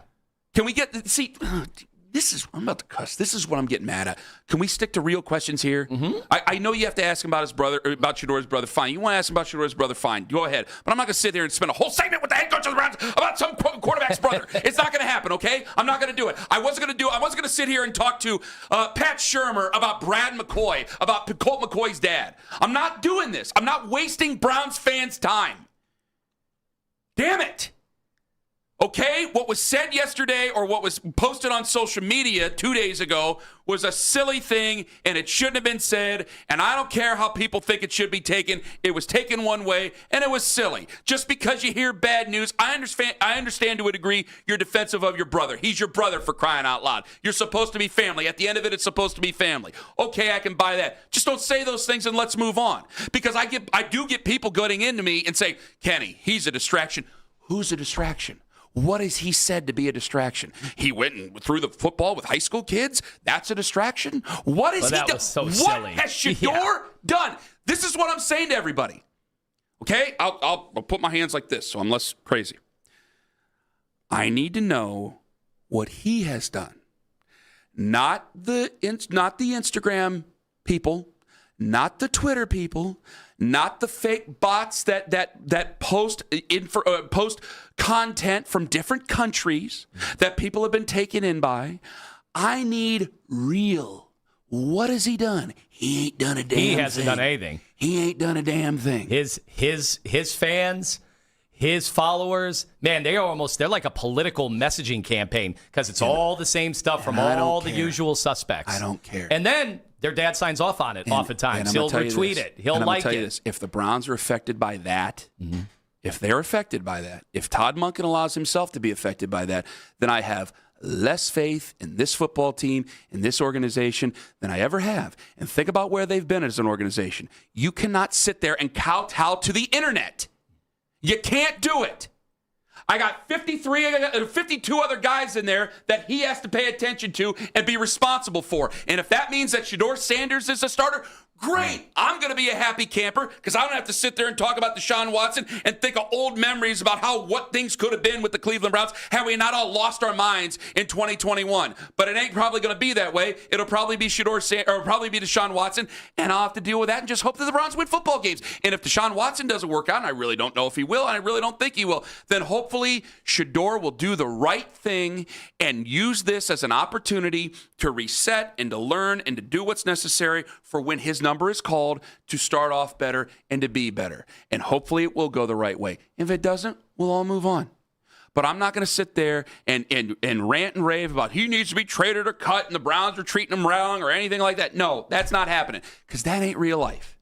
All this stuff on the internet ain't real. What's out there, out in the road is real. What's out there at the stadium is real. What are you laughing at? Stop laughing at me. I'm looking at a repopulating chat right now, and Kenny, these people, they are trying to tell you they are very real. Okay. I mean, okay, sure. Where I like to go for real things is the internet. Okay. So what, they plan on making Todd Monkin's life a living hell if he doesn't start Deshaun Watson? Is that what it's supposed to be? They did their damnedest with Kevin Stefanski. Okay. Well, Todd Monkin seems like a really good guy that would respond to threats real well, right?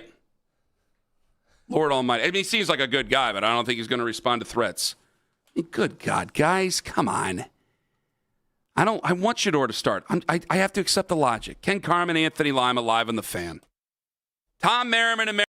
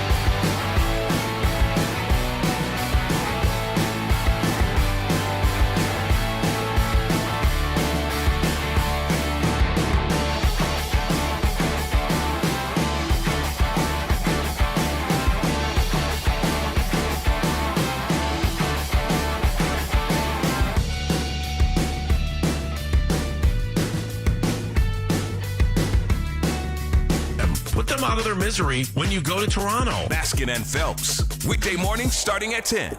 We are Sports Radio 92.3 The Fan.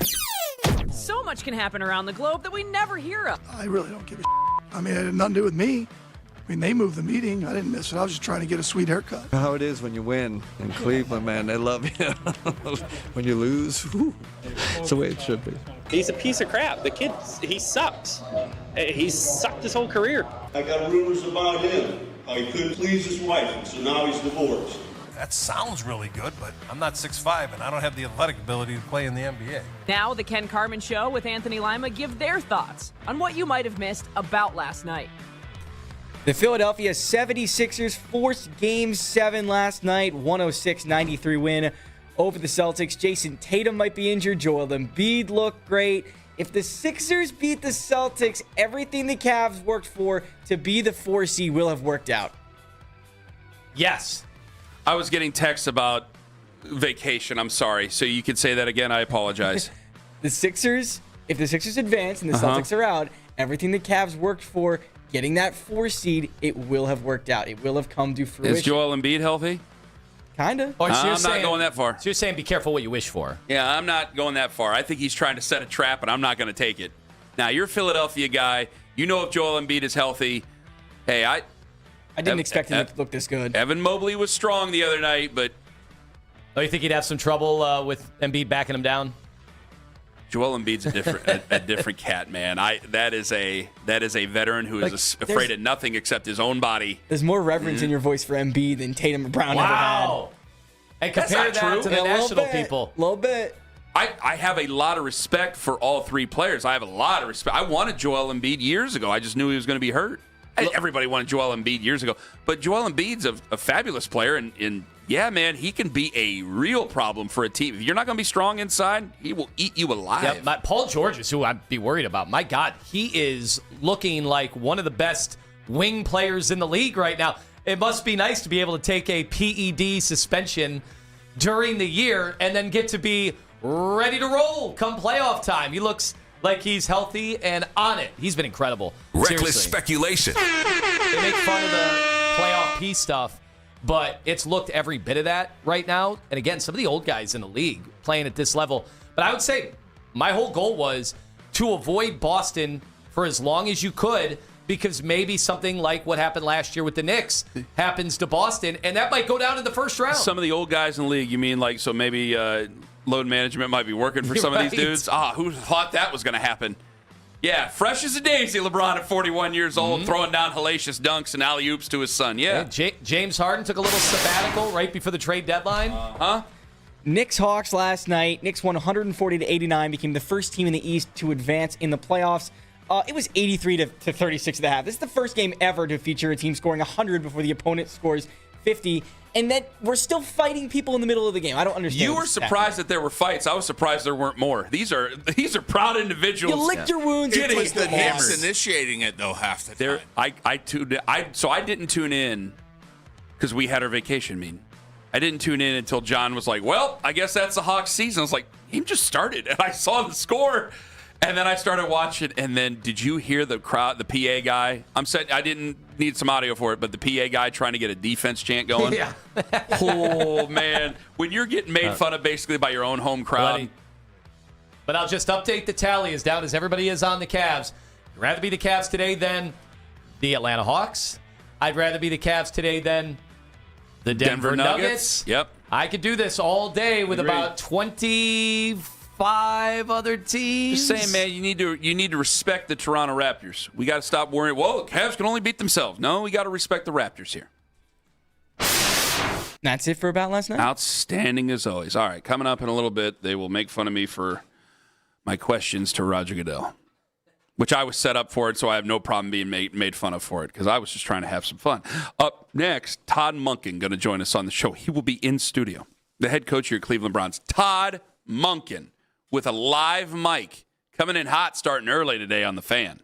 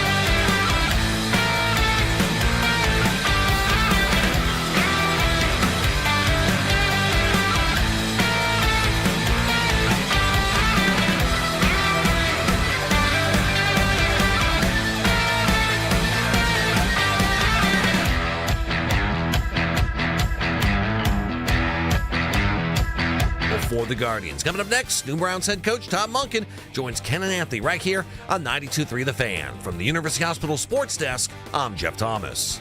Baseball, basketball, and the Browns. It's why you need the afternoon drive. Weekdays starting at 2.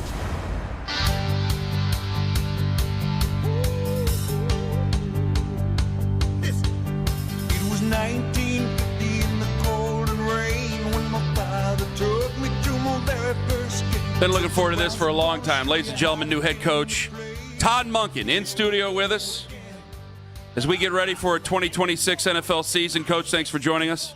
Appreciate you having me. You can watch him live on YouTube, 92.3 The Fan on YouTube. First off, how do you feel after the draft? Fantastic.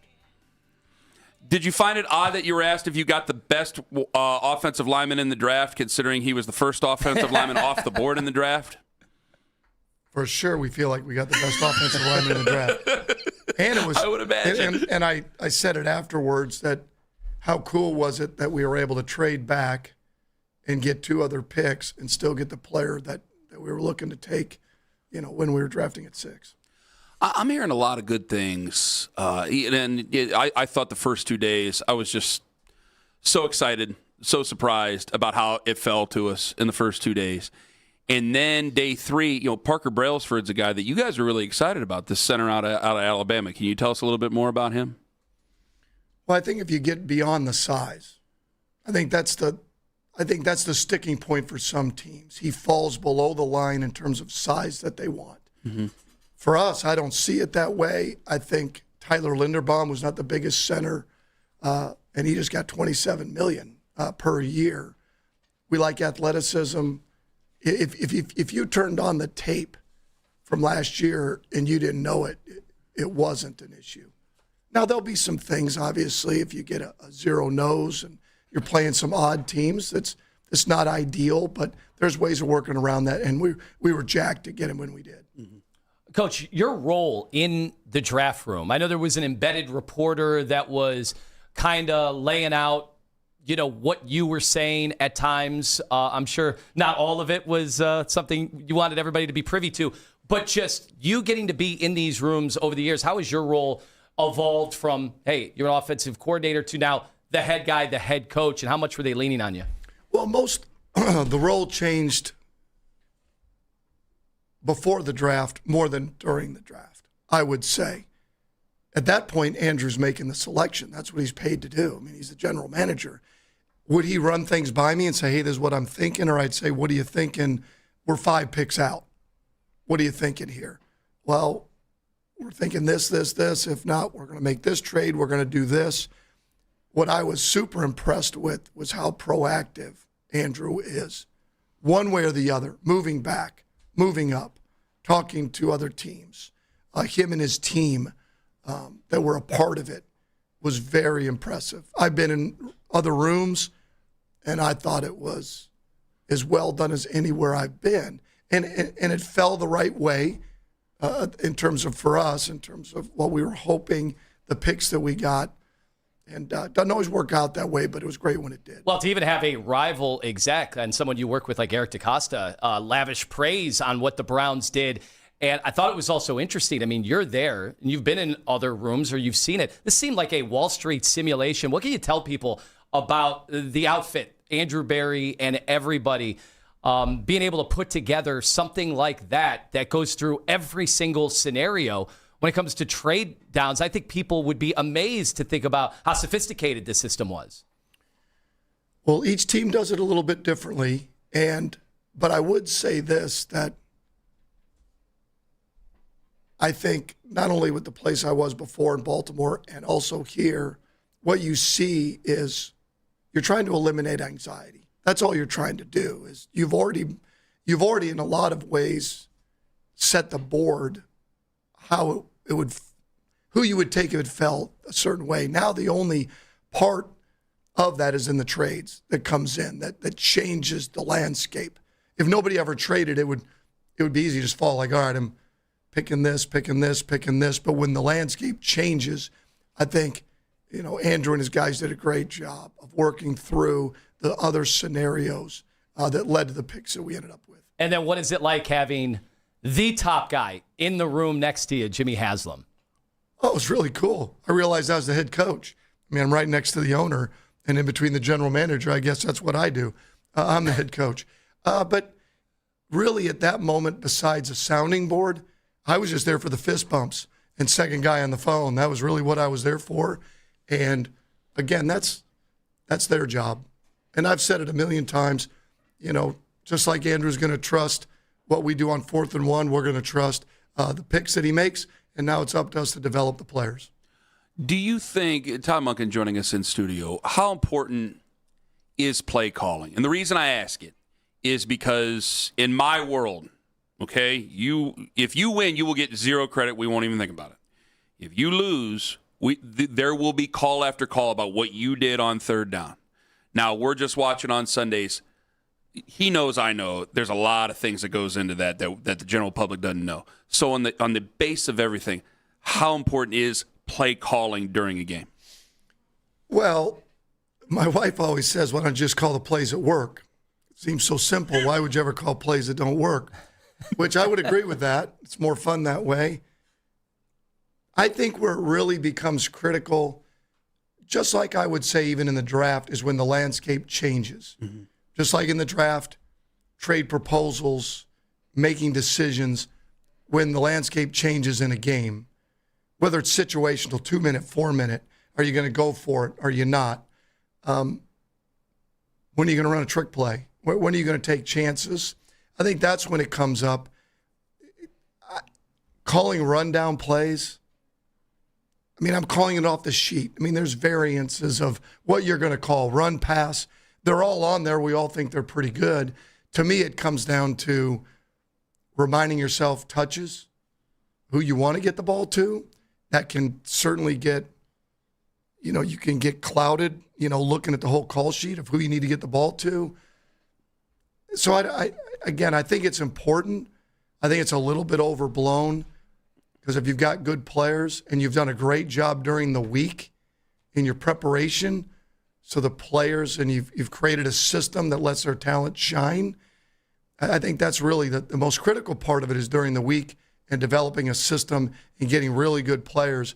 So then Sunday is just a byproduct of the work you've put in.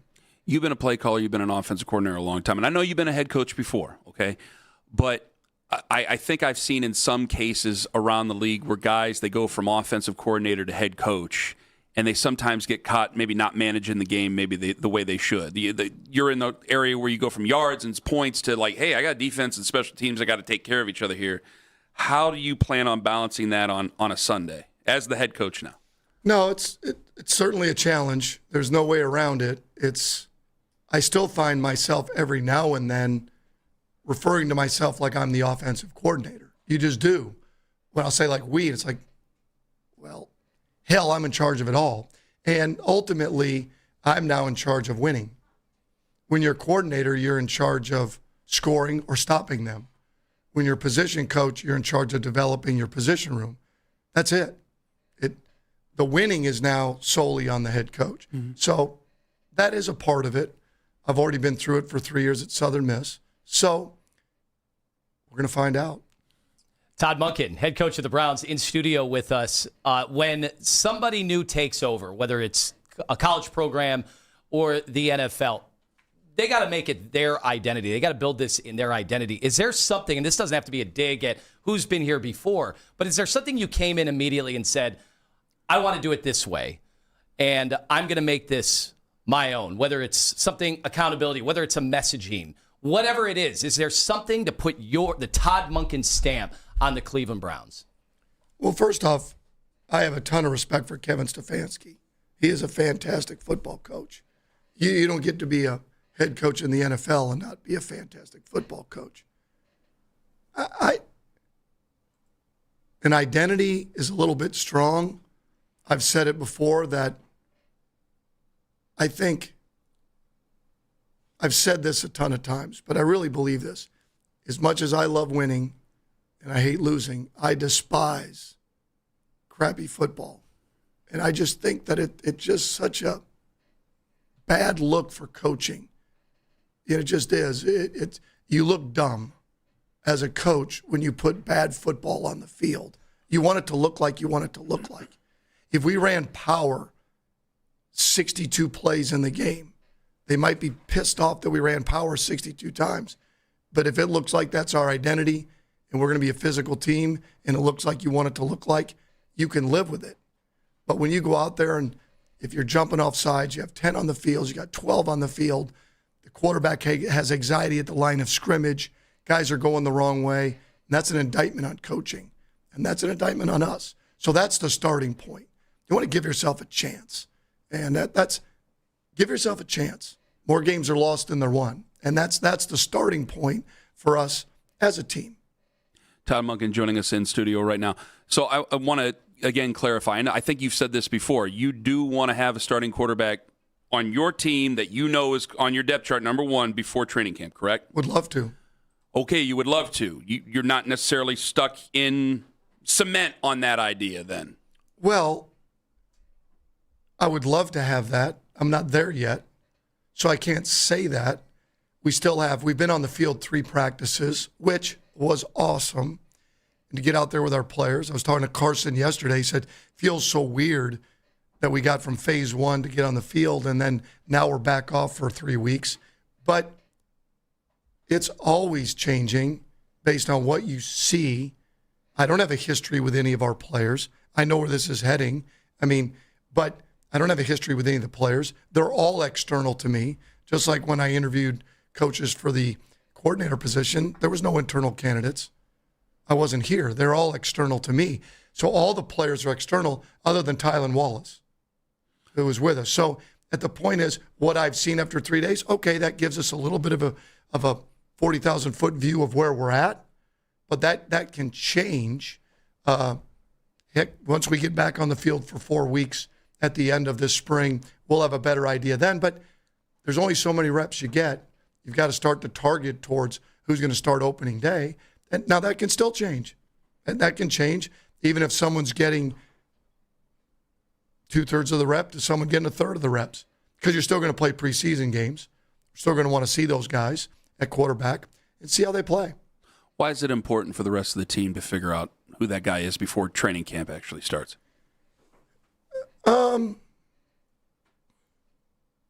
I think you're talking about our players. Mm-hmm.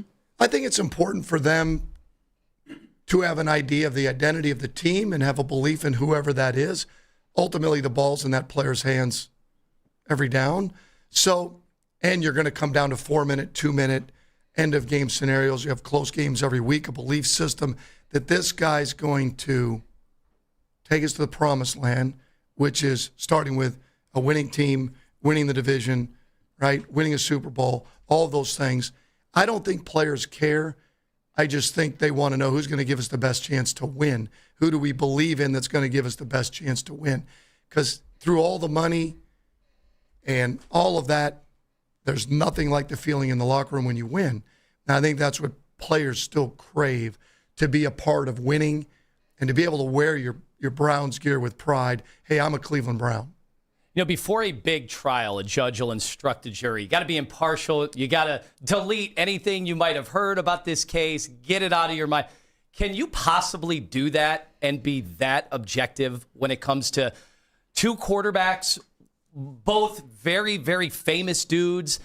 Everything that Deshaun Watson has been through and the stuff he's put on tape 6 years ago and the stuff he's put on tape with the Cleveland Browns over the last how many years? And then Shedeur and everything that comes along with Shedeur Sanders. Can you possibly be that objective? Well, I think there's levels of being objective. I mean, I'm not Patrick from SpongeBob. I don't live under a rock. I mean, I sit there and I hear things, I see things. You're part of that. But I've learned over the years in coaching is your job is to let it play itself out. I said that many of times, like, I'm going to let all of the students take the test. I'm not going to walk in the classroom and before they even take a test, I'm going to observe the students and give them a grade based on what? How they look, how they dress, like nationality, male, female. My job is to let it play out. And sometimes players have they have a fresh start. is maybe the best way to put it, or a different style or a different system. So it's my job to do that. And to me, it's the only way. Now, you can be so, again, I would just say there's levels of being objective, right? There's levels where you're like, okay, I believe this player has something more in there, or there's others where I'm just going to be stubborn and say, no, this isn't it. This isn't the direction we're going. And I think that's unfair to every player. I don't care. I know we're talking about quarterbacks, but I'm talking just in general with the players is it's our job to put the best players on the field to give us a chance to win. And how are we going to do that? By being objective. Well, Ken lectured me earlier today and said the internet isn't real. And so I see when I come in today, Brown's international headlines like Shiloh Sanders, sexist comment draws backlash, tells Browns reporter to go make a sandwich. How can you make sure to disassociate any of that stuff with a very serious competition that you are having? Because, everybody has a platform now, and everybody's weighing in on every decision. We had it happen with the prior coach. How can you make sure that that stuff doesn't bleed into what you guys are doing? Well, we were talking about on the ride up here. First off, I think it's awesome. It's why we get paid so much. We get paid so much because fans care, and you talk about it. If it wasn't talked about, I sure as hell wouldn't get paid what I get paid. So that's part of what we do. But if that's going to bother me or it's going to bother Shedeur or Deshaun, they have no chance of being either the head coach here or the quarterback of the Cleveland Browns. For God's sakes, it's the world we live in. I think someone told me years ago that if the president has a 55% approval rating, he's killing it. Well, fine. That comes with the territory of what we do. And ultimately, what we do on the field is what matters most. And I said it, and there's more to it than just saying, but it really is. You want to stop the narrative? Play well. You want to stop a narrative? Win. It's really that simple. Now, there's more that goes into that. Because I got scrutinized by just saying, winning. Well, I know there's more to it. I get that. But ultimately, that's what it is. It's any narrative.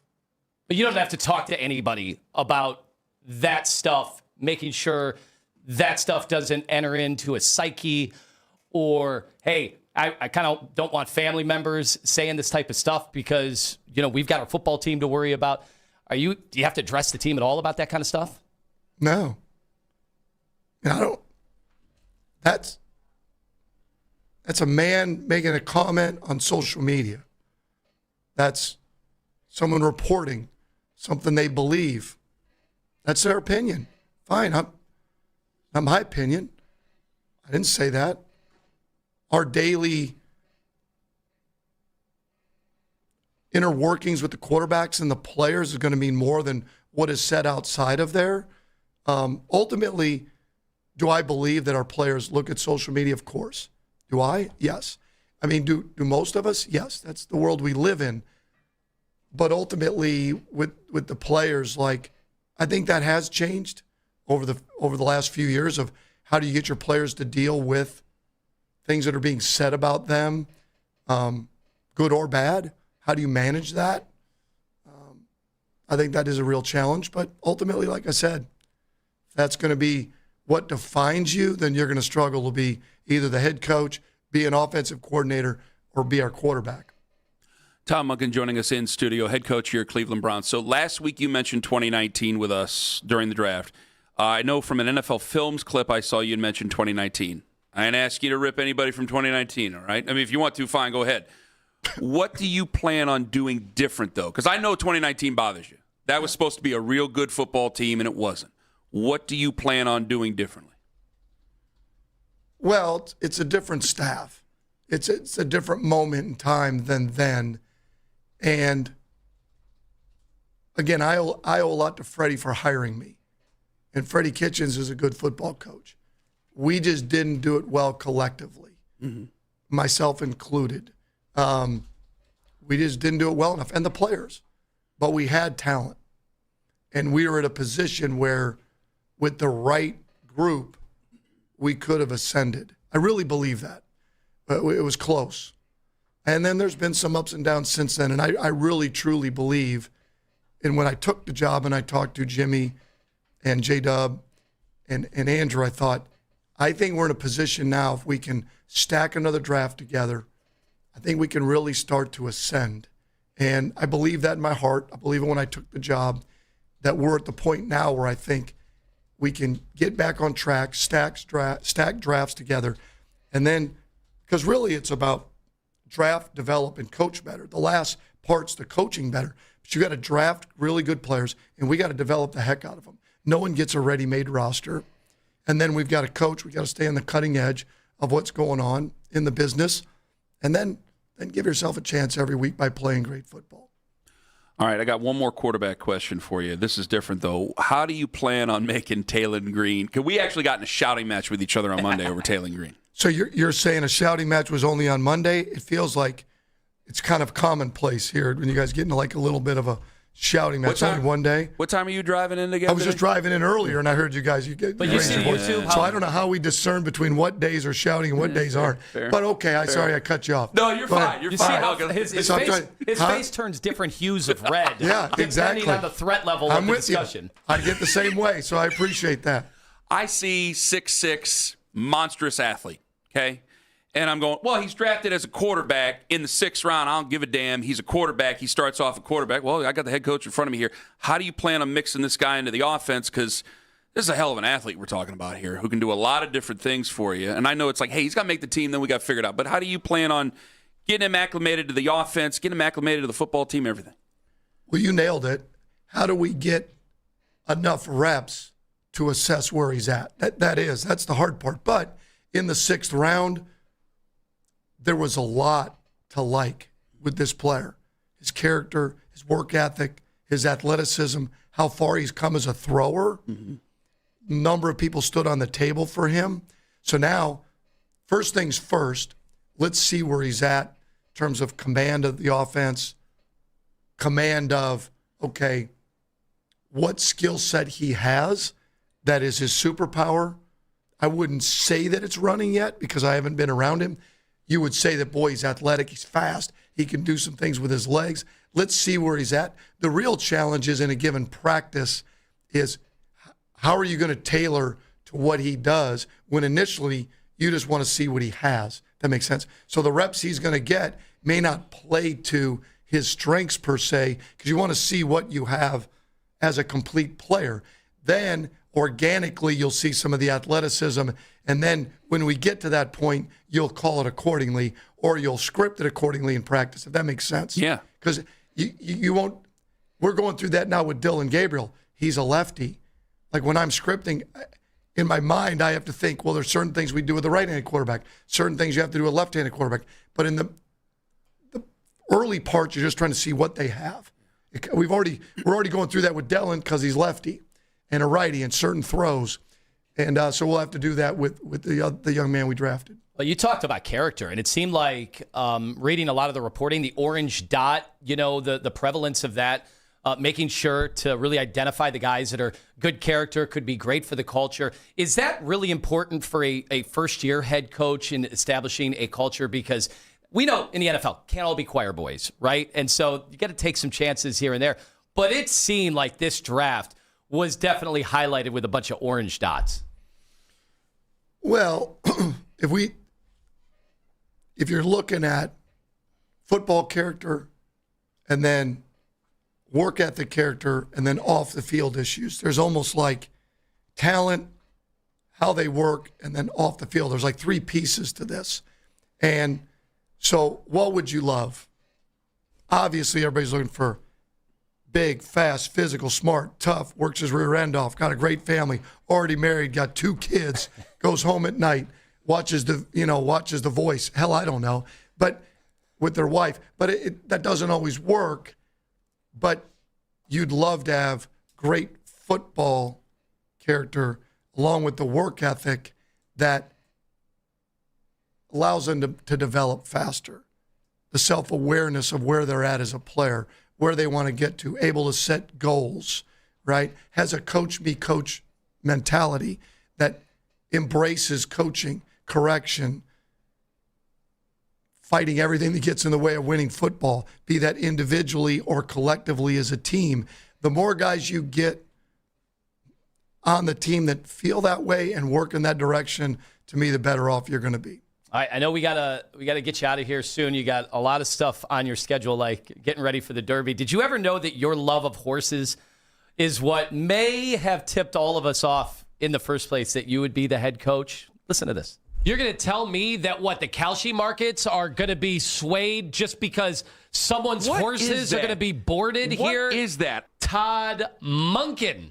Stop beating around the bush. Is right now the favorite, but it's close. You're doing slippery wizard things. All I know is this. Todd Monkin is an owner of multiple horses, and the horse community right now is talking. And boy, are they talking.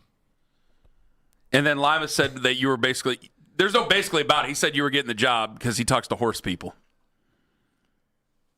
If that was the only reason I got the job, no, that's not the I've been reason going you got about the this job. the wrong way. I mean, I should have been owning more horses. And I will give you a funny story, though. So when I'll get back to the horses. So I'm at Georgia, and the season ends. We win a second national championship, and I had gotten to be good friends with, and my wife had, with the basketball coaches, Tom Crean and Steve McLean. My wife, Terry, had gotten to be good friends with their wives. Well, it just worked out that Tom Crean's wife is a Harbaugh. Okay. So Ravens let go of, Greg Roman. Mm-hmm. It couldn't have been a day or two later, and Joni Crean, Harbaugh, calls my wife and says, would Todd be interested in the Ravens job? Well, I'm going to call John and tell him this is the guy he's got to hire. And I'm thinking, man, I've been going about this all wrong. I mean, I just put my wife out there, getting no wives, and give myself a chance at some of these jobs. But that is a true story, that it started off with, not that I hadn't been in the NFL, not that John would have known who I am, but I'll be damned if it wasn't, my wife and Joni Crean's relationship that started it and got me an opportunity. So now the next job I get is because of the horse people, which I think is awesome. And Shador got me that horse, which had nothing to do with horse racing. I still have no idea. He said he just liked it, wanted to just send me a gift, I guess, for my birthday. And it's still sitting up there amongst the helmets. So, but I don't think it had anything to do with horse racing. How many horses you have? I don't have any now, which is really sad. You got rid of the horses? Well, I did. Well, eventually we sold the last one we had, which was a really nice filly. But eventually we got rid of it with the idea of her becoming a brood mare. And it was time to just get rid of her. I didn't have a big piece of it, but it was an expensive horse. But I started back in horse racing when I got here in 19 with Matt Shire, a trainer out of Louisville. He's boarded at Churchill Downs. He's from the area, played basketball in the area. And I started then. So it's really been a 7-year deal off and on with thoroughbreds. And so I really enjoy it. Game plan. So it's just a hobby that I have that I enjoy, and everybody has something that they enjoy, whether it's fixing the yard or woodworking or golfing, and I like horse racing. That is okay. I'm glad you just got rid of the horse because you were just getting rid of the horse. I didn't want you to get rid of the horse. Like, you people can't keep a secret, so I can't keep the horses here or anything like that. I'm glad that was the reason. No, I don't have them in my backyard. You don't actually own them. They don't have a field where you go out there and feed them. They're down at Churchill Downs and in a barn, like in a little stall. And what I did find out, though, that the ownership part of it really isn't as cool as you'd think. I like it, but it feels like, for instance, you either need to pick the horse or feed the horse or clean up after the horse or ride the horse or train the horse. In my opinion, it feels like you're a part of it. I've been in coaching. Like, when the horse wins, there's an almost part like I actually now know how, like, Jimmy feels or an owner feels. Like, you're from above, you provide the resources, the funding, and you have the same frustrations that an owner has, but you don't have anything really to do with it. You're not the day-to-day part of it. Yeah. And that's hard when you're used to the day-to-day of it, because then you're, as an owner, you're sitting there when the horse isn't winning and then you get a bill that says the horse isn't smiling in the winner's circle. I mean, hell, forget the dental work. You start looking at every bill and you start trying to figure out, like, why aren't we competitive? What is it? The cool thing that the trainer I've had, Matt Shire, is I've been in the business of that, so I understand that. Yeah. I'm not an irrational owner when it comes to when a horse doesn't perform. I go through it on a daily basis and a yearly basis. Do I like it? No. Do I understand it? Yes. But my wife would prefer that I don't get another horse.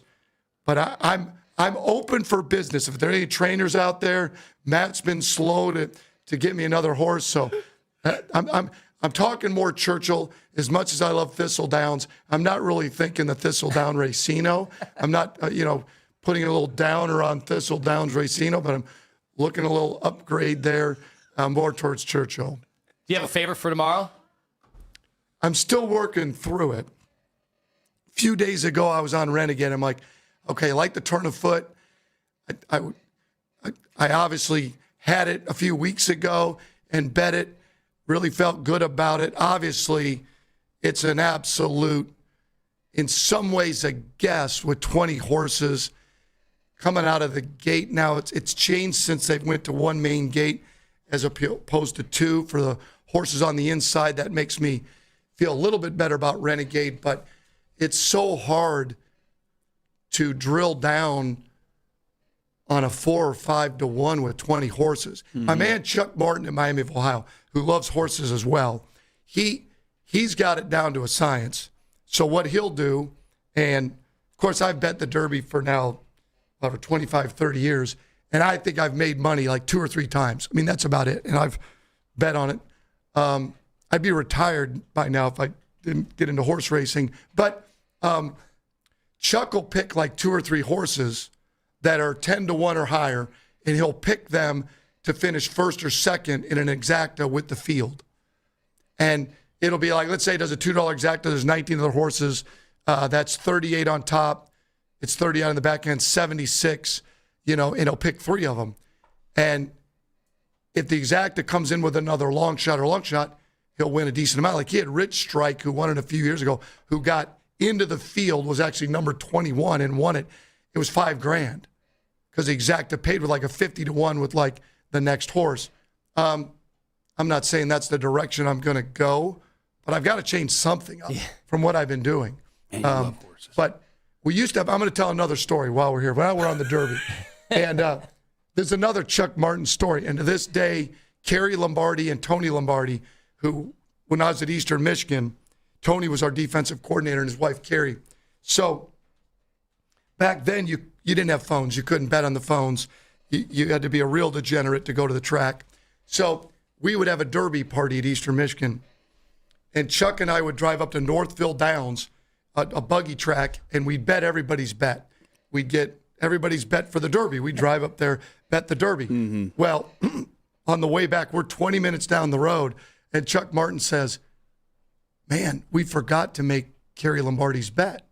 She wanted charismatic for Kerry. Oh, no. And I'm like, screw it. We'll just book the bet. We'll just tell her we made it. It was a $5 bet. Oh, no. We'll just book the bet. You and I together. Okay, fine. No one knows but us. Everybody else has their bets. We're good to go.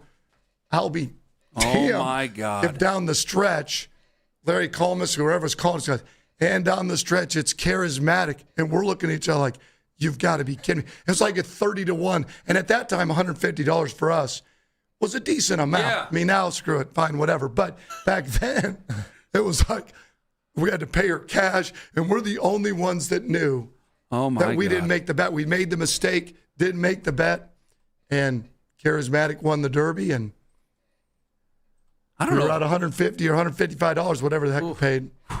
I can't believe you love horses this much. This is outstanding. Yeah. Coach, I wish I had more time. We got to let you go. You've been wonderful with your time. Thank you so much. And obviously, we'll talk to you during training camp. We're wishing you the very best. Thanks for coming in. Appreciate you guys and all your support. I mean, it makes the sport go. I mean, fans, these shows that get fan interest.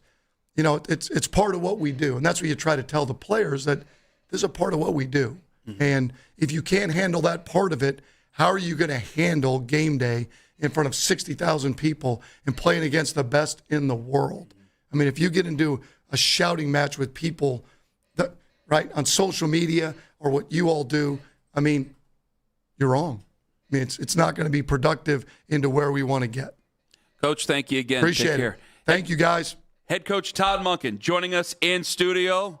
We'll take a break. What he said about all those QBs and them horses coming up next on The Fan. Running a business means wearing multiple hats. So if you're like me, you probably started out using your personal phone, taking client calls and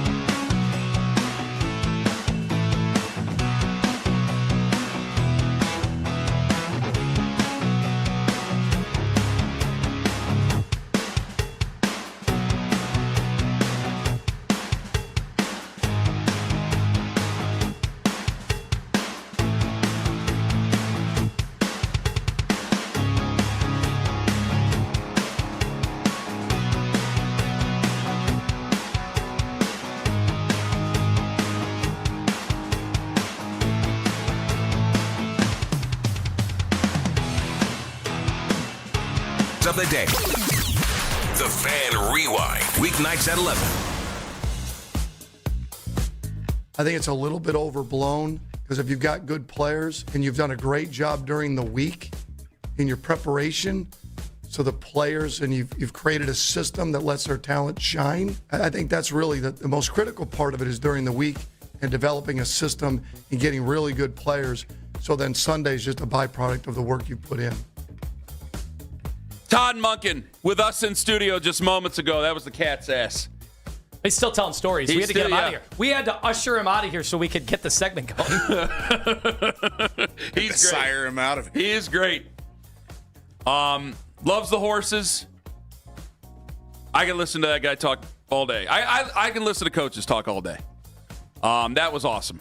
That was awesome. I'm looking at the reaction. A lot of people are excited. A lot of people are excited about it. Honestly, like hearing him, I want to know if he made a difference in how people feel about how the season's going to go. I know we're in the afterglow, and I know that I'm an idiot, and I'm an emotional person, so I will be like that. But I'm like, when we're all sitting here, and I'm going, because I remember last year, and I kept it down, and then the week started right before week one, and people were like, Kenny, you're being kind of a downer, and I got mad, and so I decided to go overboard. But when I hear that, I'm like, man, it's hard for me to not start saying 8, 9, 10 wins, things like that. Does that make a difference to you? Because there's just a lot of common sense in there. Now, there's a lot of things that have to work out. He ain't no dummy. There's a lot of things that have to go their way, but there's a lot of common sense.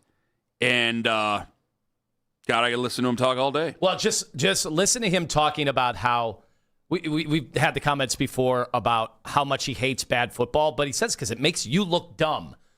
He made sure to point out ahead of time. He goes, hey, Stefanski's a good coach. It's not going to say anything bad about Stefanski. But we all know it. Like, when you pull up the film from the last few years, everybody looked dumb. And he knows that if they come out and don't play well, he and his coaching staff are going to look dumb. And so they are obviously determined. But, it's a tough league. 32 coaches are trying to do that. He loves the draft. You could tell. There are guys that, there's lip service you pay because you want to make sure to play nice with an organization. He loves his draft. I mean, he's giddy about it even off air. He is giddy about this draft just as much as everybody is at home and all the guys that do this for a living. So that gives you a start. And then the character thing. And he said, yeah, in a perfect world, you'd like to have a whole team full of orange dots that are also freak athletes and are experienced and have a wife and kids and sit down and watch The Voice, which is what he said.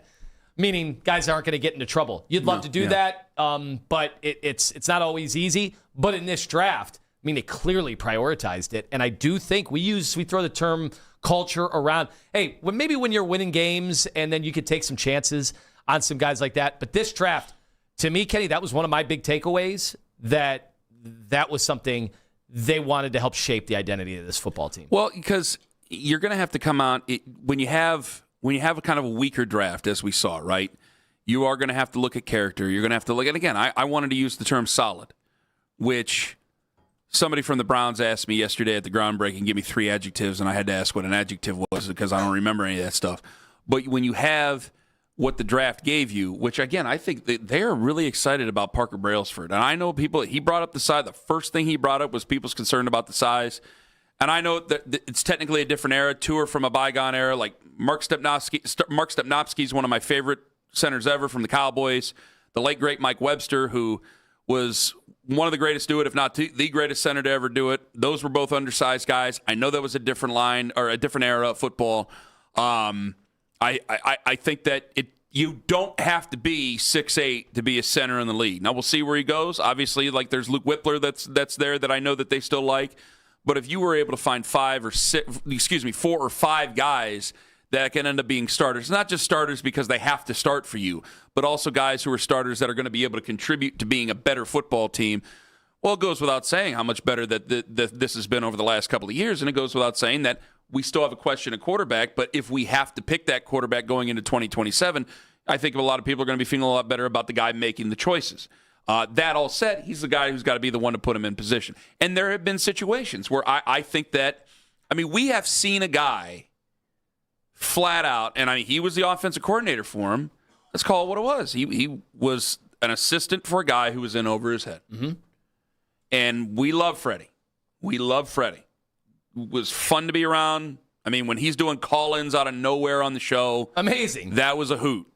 But you got to keep them organized because 2019's a lost year.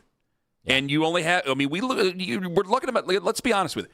You got Denzel, who was out there at the groundbreaking yesterday. And Denzel, he's a Clevelander for life. He'll probably be a part of the organization for life, even after retirement, probably part of the organization in some fashion if he wants it. So I think that there's definitely reasons that are outside of just being on the field that Denzel Ward would be there. But you wonder, okay, is Denzel Ward actually going to play in the new stadium in 4 years? Is he actually going to do that? And I think a lot of people are like, oh, yeah, but, he's a Brown for life, so we'll see. But you go back to 2019, you go, that's a lost year. It's a wasted year. You take these guys, damn well there's talent. There's been talent on this football team, and you've wasted years because of disorganization, like in 2019, bad trade, like in 2021 to 2022, the bad drafting. There have been some bad picks, but that also leads to where your organization is. Are guys on the offensive line? You'll have to ask this question. Jed Wills, the best of Jed Wills was done with Bill Callahan. We didn't have Bill Callahan, then you made the wrong hire for offensive line coach, and then you got the worst of just about everybody. And so it's a long way of saying it that it's all got to add up. Everything plays off of each other. So even if we get that quarterback, you guys know damn well, because we've had a guy play pretty well at quarterback here recently in the last 10 years. Wasn't God's gift, but he's a fine enough quarterback. It still takes more than just that guy who's got a good arm and can see the field and do all those things. You got to have all your stuff together. Look down in Cincinnati. They got a guy who could definitely be a Hall of Famer down there. They actually have the guy. And I know he can't stay healthy, but they can't get their you-know-what together, and now they're wondering whether or not he's going to threaten to leave them. I was looking at your face while I was asking the question about international headlines when it comes to Shedeur. I was like, he's asking. I was like, I know he's going to ask the question. He's asking the question. Thank God he had to. And then I was looking to see if Todd's demeanor at all changed, if he was starting to do the, oh God, why do you got to? He didn't. He literally looked me right in the eyes, and he said exactly what Ken said. I mean, you should take a victory lap. He's like, we're the wrong people. If we're going to let any of that stuff distract us, we're the wrong people. And he said that was her opinion. I mean, he said that is her opinion and her reporting. Notice he did not reject it. He did not take the opportunity to reject it. That's true. I was waiting to see if he would, but he didn't. But he said true. The common sense of what you said. Yeah, we're the wrong people to have this job because if we can't handle the outside. And he heard it on the way in, but that's why I lost my mind earlier. I'm like, guys, in our world, yes, it's a distraction. Yes, we argue with each other, and there have been plenty of Browns fans who've sent me emails, called in, and yeah, there have been a couple of guys going, Kenny, why are we wasting our time with this kid? And I'm thinking, guys, their world is different from our world. And ask yourself this question. What has he done to be a problem for the organization? He ain't done anything to be a problem for the organization. In fact, I think he's been a net plus for the organization, considering the things he's done off the field, considering the people he's talked to off the field. He's been in way more social situations here in the city of Cleveland than a lot of guys out there who are higher than fifth-round picks, for crying out loud. I mean, you've made quarterback-to-quarterback comparisons. I mean, it's not a distraction when you take a Friday night and go to a high school game. It's not a distraction when during the offseason in July you go over to a local high school and work out with the kids. Now, it's not a campaign. We're not voting for Shedeur. He's selected by his head coach, but we have to make the difference. And sometimes it's a much better thing. Take it from me. It's a much better thing to just put the phone down or take the app off for the weekend instead of getting into it all over. We can't vote on him. If it was a vote, he'd win in a landslide, but it's not that way. So if you're a Browns fan, we got to hope for it. We'll see what happens. If Deshaun's picked, we got to hope for it to work out. We got to see what happens there. And if they call upon Shedeur Sanders, we got to do the same damn thing. If it happened with Dylan Gabriel, I'd probably pass out because I'd be so surprised. But still, we'd have to support it as best I possibly could. But I just think that answer to me was like, yes, you've given us a clean, and it wasn't like keep us in the dark. Kevin was great, nice guy, but Kevin would keep you in the dark. It's like, no, because he can't go out there and I know we were all in high school, and that's where it ended for us, for a lot of us playing. Like, Kevin can't go out there, or excuse me, Todd can't go out there in front of the team and start talking about a guy's brother. You know, you wouldn't do that. Like, if Jeff Miller started talking about my dad in a meeting over something my dad said, we're going to have a problem. You having a private conversation? You can have a private conversation and handle this like men do, like coworkers would. Because say what you but guys you want. aren't going to sit there and rip on my dad or anything in my family in front of our coworkers. Say what you want. No head coach wants TMZ reporting about the brothers, the dads, the sisters. No, of course None not. of them want it. You guys can say that that you don't believe that. I can just tell you, we've talked to coaches. They want nothing. But it's the same thing. Like, it certainly doesn't help. It doesn't help. You know, we talked about the whole, and I didn't want to, but I know we had to. When Dylan Gabriel's girlfriend had that video, Kevin wasn't talking about that in front of the team, and neither's Todd. Like, that ain't going to happen. No. We will talk about it, but that's where it's like, guys, that is what I meant by it. This whole internet stuff, that ain't real life. Out there on the road, people talk to you about the Browns. They don't talk about that stuff as much. I mean, you get a couple of questions. You get a couple of people wondering, was it even worth it? Other than that, it's like, what'd you think of the draft? How good can we possibly be? That's what's real to them. 216-474-0092. We got a lot to get through the last hour. We got coming in hot at 9:45. I'm sure that's going to be pretty wild. If you ask me, all I did was ask the questions that fans wanted to hear the answers to, but I'm going to get made fun of, and I got a wild-ass theory about this draft. Oh, yeah, and Cavaliers-Raptors, Game 6 tonight. We're talking about it next on The Fan. All right, real estate market.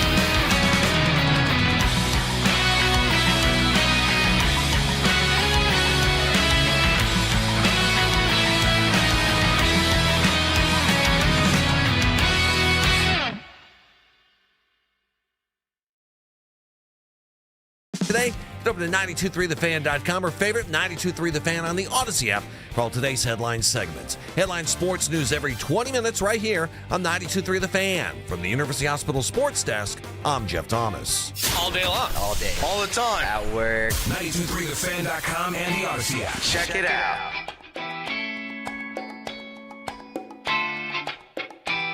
We got something to give away, ladies and gentlemen. We're looking for a winner. Enter the code word HOME. HOME, HOME. At 923thefan.com before 10 a.m. for your chance to win a pair of tickets to the R&B tour starring Usher and Chris Brown, July 7th at Huntington Bank Field. Tickets are on sale now. Ticketmaster.com. It's all from Live Nation and Sports Radio 92.3 The Fan. Usher and Chris Brown. That's a night out. His last name? I never called him Usher Raymond. I ain't calling him Usher Raymond. It has to be Usher Raymond because it's R&B. R&B. Raymond Yes. and Brown. Fine. I don't know. Technically, you're right. Go ahead. Enter the word home, HOME, Usher Raymond and Chris Brown. If you have two kids, maybe you'll have a third after that night. It's a hell of a concert, and they're a hell of a performer. Both of them. Hell of a performers. What? It better be a You know great why night. you put that music on? Hell. Come on now. It better be a great night. You ain't going to bleep a bleeper on me. That ain't going to happen. I like Todd Monkin so much. Don't take this the wrong way. There's two things I want to get off my chest because we got to get Cavs and everything like that. There's two things I got to get off my chest. One, he is so affable that it makes me want to make one of them stupid pony guarantees. Like people were tweeting about the horses the whole time, which, by the way, he fully understands the NFL policy on gaming. Oh, he Trust went out me of his on that. way. Well, I'm going to go out. with us. I'm going to go out of my way. He fully understands. So don't, Florio, if you're out there, turn right on back around and go smoke a cigar in the barn, okay, buddy? Second, now I got three things to get off my chest. Second of all, so many people have been sending horse memes now. It's like, if they make the playoffs, what if I just say if they make the playoffs, I'll get one of those like Tony Soprano, him with the horse, but I'll have Todd Monkin with Pio-Mai like on my shoulder, on my back, on my arm, something like that. Because if they make the playoffs, I mean, what the hell, right? Didn't I already say I was going to get some sort of other tattoo by accident once? I'm just getting tatted up all over the place. You said if they end up with Arch Manning next year, you would tattoo the scores of Week 17 and Week 18 on your body. On my body. I didn't say where, but I'd say somewhere on my person. Thank you for remembering that. So, boy, I already got that going on me. Well, so either way, I might end up with a tattoo. All right, then I'm not going to make that tattooed, brother. I'm not going to make that guarantee. I mean, I'm going to be 40 this summer. What the hell do I have to hide anymore? I mean, I got past the whole tattoo phase when you're a younger guy, and I'm like, I'm not going to get a tattoo. I might as well get a tattoo. Who cares? Who cares? 2026. About to be 2027. Nobody cares about that stuff anymore. Second of all, don't take this the wrong way. He's such an affable guy that it sucks that they got to kick off this fall. I don't mean to just drop a great big turd in the middle of the room. You understand what I'm saying? Yeah. I don't want to have to sit there and judge him. Oh, yeah. I don't want to, they're not going to win some games, and there's going to be some people very upset, and I'm going to have to go, yeah, you're right. That was totally mishandled. Yeah, you're right. That was totally bad. Yeah, you might be right. Maybe he made a terrible decision in picking Deshaun Watson over Shedeur Sanders. That part sucks. That part sucks. I'll be honest with you. I get so when you know coaches, there's a couple of programs out there when it comes to college. I will be open and honest. I don't like watching them live because I get nervous. There's two on the West Coast, one on the East Coast, obviously one in a Mid-Atlantic state now that I don't watch them during the game because I'll get nervous on a Saturday. And now I'm going to be even more nervous because I want this guy to work out. Even if I didn't like him, I'd want him to work out. But now I've liked him, and I like him now. I really like him now, and I really want him to work out. And I'm like, you know what? I want the honeymoon to last forever. I want the offseason to last forever because eventually they're going to kick off, and this is going to get real, and nobody is going to give a damn about any horse stories or any nice thing. He does not speak in cliches, so there is no cliches, but any niceties at all, any fun lines or anything, they are not going to give a damn. They are only going to care about what the scoreboard says. Then there's going to be some Sundays going into Mondays where I'm going to be having some drinks, and I'm going to know that tomorrow is going to be a beating. But not going to be fun. He said that's what you get paid the big bucks for. That's why it's life-changing money when you get these jobs, one of 32. And I think he just thinks he is so damn blessed that this happened at all, right? That he could have gone his whole life without ever getting a crack to be a head coach in the NFL. And now he's got his chance. Yeah. And so at his age, like, he's not worried about missteps. He's not worried. And I think this is one difference, and it's kind of logical between him and Kevin. You know, when you're Kevin Stefanski and you get that job and you grew up in a high-level sports family like he did, you're making sure, and by the way, Pat Shurmur was the same way. Also, similar, look up the lineage. I don't want to create the big missteps that could hurt me in the future. Todd Monkin does not care. Todd Monkin's like, yeah, this could be it. And you know what? I want this to be my last job ever. But either way, I'm going to go down my way. So I'm going to at least give it a chance. I'm going to learn from all the people that I have observed above me that have succeeded and maybe more importantly have failed. And I do not care. I got the job. You guys didn't get the job. That other guy didn't get the job. That guy in Jacksonville didn't get the job. I got the job. I'm not going to be worried and walking on eggshells every step of the way. Well, and that is a freedom that comes along with that. And dead serious, I mean, he can't not be himself. He got the job for being himself. I mean, you guys know we had to dump him twice during the interview, so he's definitely himself, which is awesome. So he can't be anybody but himself, because if he's anybody but himself, this thing's definitely going to fail, because he is him no matter what. All right, Cavs play the Toronto Raptors tonight. I think some people are saying some things that might be a little bit disrespectful of Toronto. Not that there's any, and you could say, because I don't believe in any of the hocus pocus when it comes to basketball gods and things like that. I don't think George Mikan is up there. I almost said George Mirasan. I think he's still with us. I don't think George, well, let's find out. All right, here we go. George Mirasan. Is he alive? Jorge Mirasan is alive. That's a stunner. He's alive and he's 55. Here we go, baby. It's a great day. Great day for you, my friend. All right, George Mirasan. Congrats to his family. Hell yeah. Congratulations. Have a wonderful day, my friend. Okay, I don't think George Mikan, who is definitely dead, I don't think George Mikan is up there doing something to tell us we can't if we don't throw respect on the Toronto Raptors, okay? That pointed out, I just think some of us are coming off as fools. I think a lot of fans respect the Toronto Raptors. I think some of us, when we're saying, well, the Cavs can only beat themselves, and it's not just one show in particular. I know that they'll take umbrage with it, or one host will take umbrage with it. Buddy, it wasn't just you. I've been clicking around, been seeing it on TV, even seeing it from some of my coworkers over at the TV station. We're like, what? And I go, whoa, you guys are journalists. I'm just a loudmouth. Let's be respectful here, or responsible here, I should say. Toronto has put you in hell a couple of times. That ball pressure, that ain't just because of you, okay? That's because of what they've done. Now you have to do what it takes to overcome it. And that's part of the reason why I've liked James Harden so much. Yeah, he's turned the whole ball over a bunch. Yes, he has. He's also been one of the leading scorers on this team. He's also created offense for everybody. And as you highlighted earlier in this show, has he or has he not been one of the best defenders, if not the best defender on this basketball team throughout the first 5 games of this series? Well, I'll tell you this, that they wouldn't be here playing today, I think, had they not have made this trade for James Harden. I agree. I really believe that. I agree. And I know it was lobbed at me yesterday on the afternoon show, and I was listening. It was great stuff.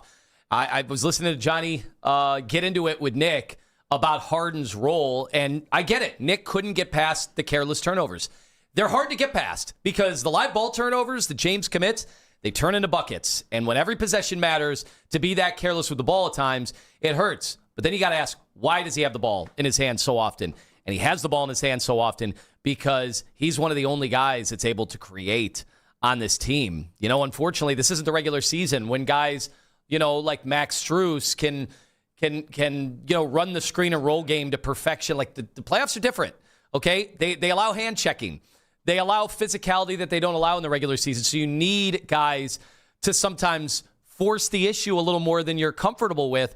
And I think a lot of that's James Harden. That's been his whole career. He's going to turn the ball over. The question is, can he make up for those turnovers? And I think he has. And I have validation, too. I mean, I went after a little bit in a nice way. Zach Lowe, one of the arbiters of these things when it comes to NBA punditry. And he, in a throwaway comment, said that the defense from James Harden in that game, that he was a no-show. And I kind of went back at him. I pushed back and I said, I don't find that to be the case at all. I thought he had lively hands. I thought his defensive rebounding was monumental in a game where you have to keep the Raptors off the board, something they were unable to do in Toronto. And James has been a much, much superior defensive rebounder than his predecessor, than Darius. The numbers are all baked in. He has 21 defensive rebounds in this series. You got to go like 4 playoff series. Add them up in totality to get to 21 for Darius Garland. So that's big. That's preserving possessions. All right. Also, the lively hands. Harden has been credited, I think, with 4 blocks in this series, but he's had a few deflections and he's had steals. That stuff adds up. Those are winning plays that I think can make up for the bad turnovers. And then there is something that I just think you have to put a premium on, and it is his willingness to take shots. And I know that sounds silly. Anybody can take a shot. Well, I can just take the ball and I can shoot it. And that's not smart in basketball parlance in the playoffs. But it is needed when you've got guys that are a little gun shy going up against the long arms and the athleticism and the bodies that you're seeing defensively with Toronto. You need somebody who can create those shots. And he came out in that first quarter and he said, I don't care about all the misses and all the turnovers. I'm going to try to will this team to the next round. And I think James Harden was a huge part of that. Yeah, I totally agree. And by the way, Zach Lowe came back and agreed. He looked at the film and said, you know what? You're right. I'll be nice about it. He did make winning defensive plays. I'll be nice about it. I was defensive of Darius Garland for the last few years of his career here while he needed to be defended at times. I thought this team was better with Darius Garland before the trade, obviously. There were people who wanted to move on from Darius Garland. I'll just say this. The team is better with James Harden than it is with Darius Garland because I don't think that they'd be in the position they are if they did not have James Harden on this team or they just had Darius Garland on the team. That's not me taking shots. I think that's me talking about common sense. And I think you're right. The defense has been there. Yes, there have been turnovers. I think that there's a lot of explainable things, which might be excuses to some people. But I think that this is a formidable opponent with the Toronto Raptors. Now, that all being said, the runway is there. We spoke about this about last night. Boston is in a 3-3 series with the Philadelphia 76ers. Now, Joel Embiid, I'm obviously concerned about him. I would still be concerned about the Celtics if we ended up playing the Celtics there in the Eastern Conference Finals. Detroit, they have their hands full with Orlando. They got Cade Cunningham. Cade Cunningham is a fantastic player. They might not have much else than him, and I think that maybe they're being exposed by Orlando. But that being pointed out, if you get past Toronto tonight, then you have a whole different set of circumstances. What this points out, though, is that this is not the type of tough thing that we thought it was going to be. So if you take care of your business tonight, I think that can do a lot for the psyche of Cavs fans out there and for the confidence of Cavs fans out there as we start to go through the playoffs here and hopefully get to the second round starting tonight in Orlando. Coming up at 9:45. Please keep your comments within the boundaries of good taste. Coming in hot at 9:45. I know we got one guy out there. You better be careful. I'm going to have my finger on that dump button, so you better be ready. 216-474-0092. That's for 9:45 for coming in hot. Coming up in 5 minutes. If you ask me, all I did was ask questions to the NFL commissioner that I thought the fans really wanted asked. We'll go over that because I'm getting made fun of, and probably rightfully so, in 5 minutes on The Fan. Good Nature Lawn Care, folks.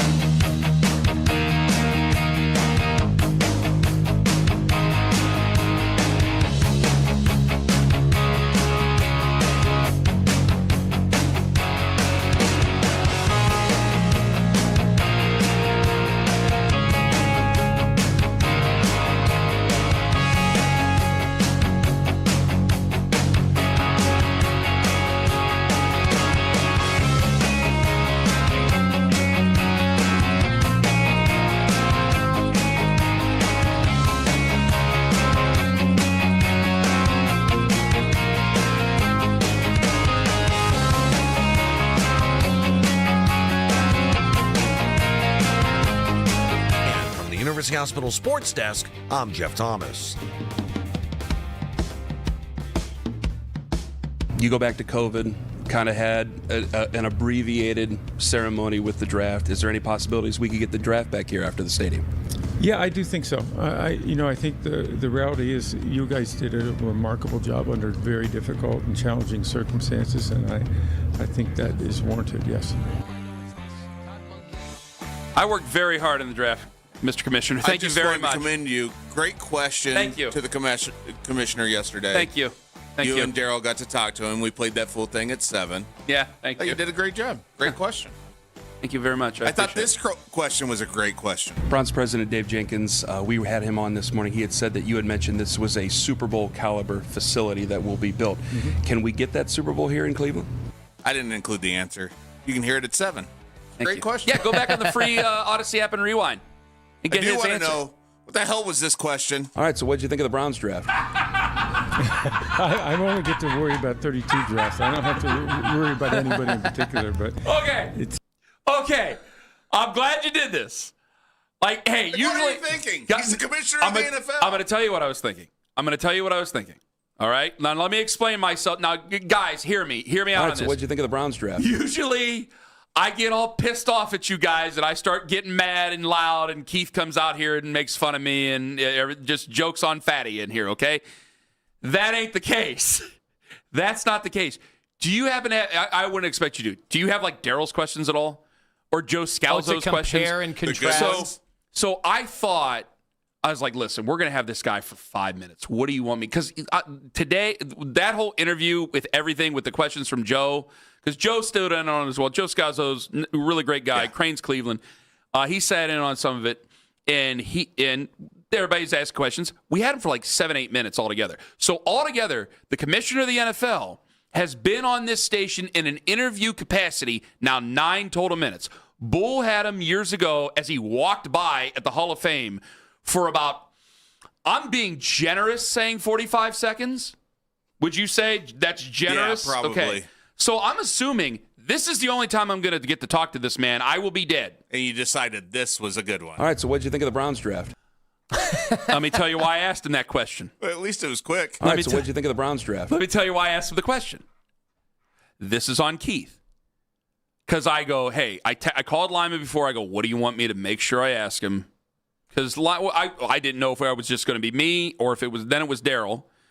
And so the 18-game schedule question, that went out the window. All the other stuff kind of went out the window.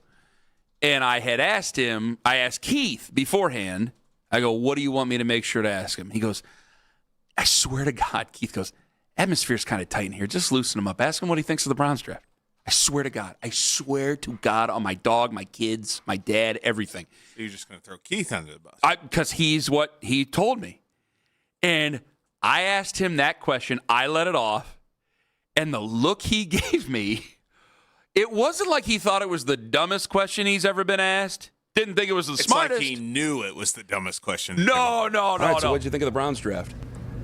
I only get to worry about 32 drafts. I don't have to worry about anybody in particular. I disagree. But it sounds like I think it's I thought it was disarming to agree because he gave me this look like that was the last question. I think he thought I was going to. I think he thought I was going to ask him about the Strait of Hormuz before I was going to ask him how he thought how the Browns draft went. I swear to God.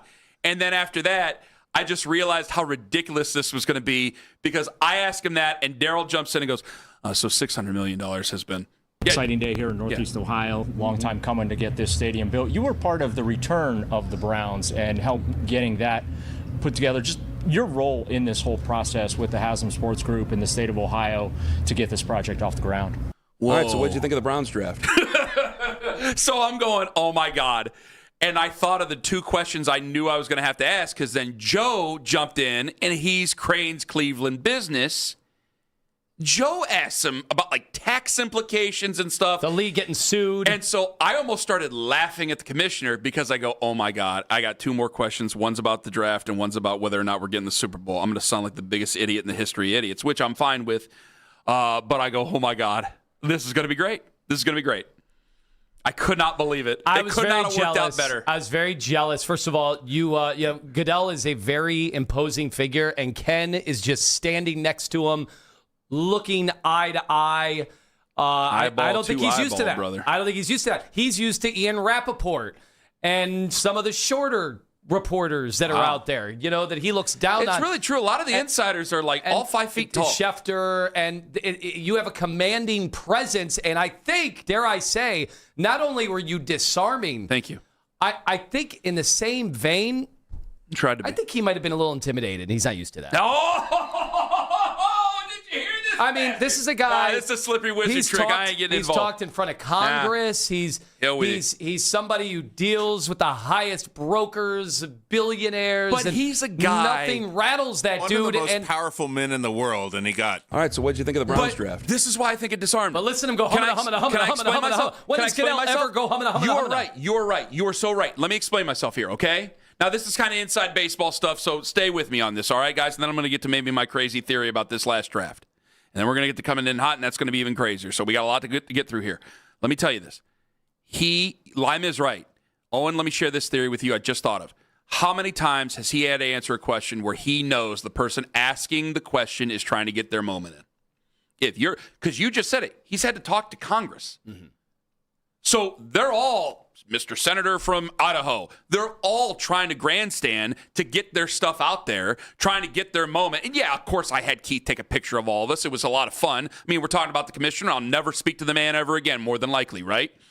Not after that. Well, obviously not. And I just thought it was disarming where he's just like, Browns draft, like, aren't you going to try to ask some hard ball? You're going to give me one of these? Some of that state money is tied up in a lawsuit right now, the $600 million. Are you seeing more scrutiny, do you think, overall on some of these stadium projects or pushback in terms of the public funding? Are you going to ask one of these? All right, so what did you think of the Browns draft? Joe's asking him about getting sued, and I'm on, when we going to get that Super Bowl, Commissioner?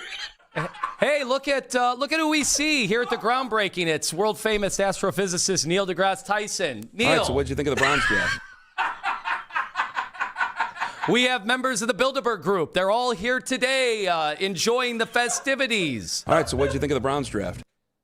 World leaders. They have all assembled here making some of the key decisions on whether or not the economy and peace is going to be achieved. All right, so what did you think of the Browns draft? King Charles was just in for a state visit. Ken, we got you a couple of minutes with King Charles. What are you going to ask him? All right, so what did you think of the Browns draft? Diana Rossini joins us today. Oh, Jesus. Every time. All right, so what did you think of the Browns draft? It's always going to, and she would have an answer. Now, who would be informing her on her Dad's answers? texting me. Oh, God. Go ahead. I love it. I love that you did it. He goes, I'm very jealous. Dad wrote, "This is so neat." Okay, can you take that picture and put it on your Christmas card like we had some fans earlier today? Should that be the Ken Carman Christmas card? Holding court with the commish. Is it a slight to Daryl if I cut Daryl out of the photo? See you, Daryl.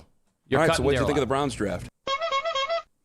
That's a great picture, Kenny. Thank you. That is a great picture. Well, I'm going to cut Daryl out. I love Daryl. Jealous. Daryl, I'm so jealous that my kids kept me home. Tone, it was a fun thing. You don't have to feel bad about it. I've got enough pictures. Hey, Kenny, I've got enough pictures with my kids. Tone, I need one with Goodell. You had every opportunity to not go to the Cavs game and get drunk and watch basketball at the Cavs so game. I had to pick and then one. Go to the groundbreaking. He's giving you a little behind the scenes. I cannot tell you how many. And by the way, you would be shocked at how many civic leaders, politicians, business owners wanted to get a picture with us. And we're like, where's Tone? Where's Anthony? Where's Anthony? Where's Anthony? I swear to God, I'm not that part. Not making me feel any better. I'm not making up any of this, and I'm really not making that up. There was at least a dozen. They were like, "Hey, I work over at the county building." Where's Anthony? Did you get a picture with Bibb, Mayor Bibb? He was not there. He was not there. Conspicuous by his absence. Wait. The mayor of Cleveland was not there to show his support, considering what the Haslams are going to do in helping raise the stadium and redevelop. Right there, something in Bibb's backyard, and the mayor was not there. Is that a stunner? Do you think he was embarrassed? Should the mayor have been there since he struck the deal to have this all done? I thought he was taking credit for some of the stuff that was going on. I know Mayor Orcutt was there, also a listener. Thank you. And his cousin. Wait a second. Mayor Orcutt's cousin was there, and I shook his hand, and I shook his buddy's hand. You did. Wow. I met the whole family. Wonderful people, by the way, over there in Brook Park. But what about the Bibb family? I didn't get a chance to meet him. I didn't see him. I didn't see him. Not even Leon Bibb. Well, if Leon Bibb was there, I would have stopped everything I was doing and met Leon Bibb. I mean, we are talking about a legend there. In all seriousness, am I wrong in all here? seriousness, Correct me if I'm wrong. I thought that the mayor took some credit for some of this at the end. I know there were lawsuits and this and that. He wasn't there. This is a pretty monumental day for the region. Kucinich is suing him. Well, he's a former mayor. Yeah. That strikes me as odd. I'd be curious to hear from the Bibb perspective, especially on the week of his birthday. Happy 39th. That it's his birthday? He felt, maybe the celebration continued to wage on after the fact. I'd be curious to hear the mayor. My birthday's coming up. You can give us her tailgate back. That'd be a nice 40th birthday for me. That would be very nice. I think Mayor Orcutt has that planned for me later on. If Mayor would like to join us. And we struck a deal.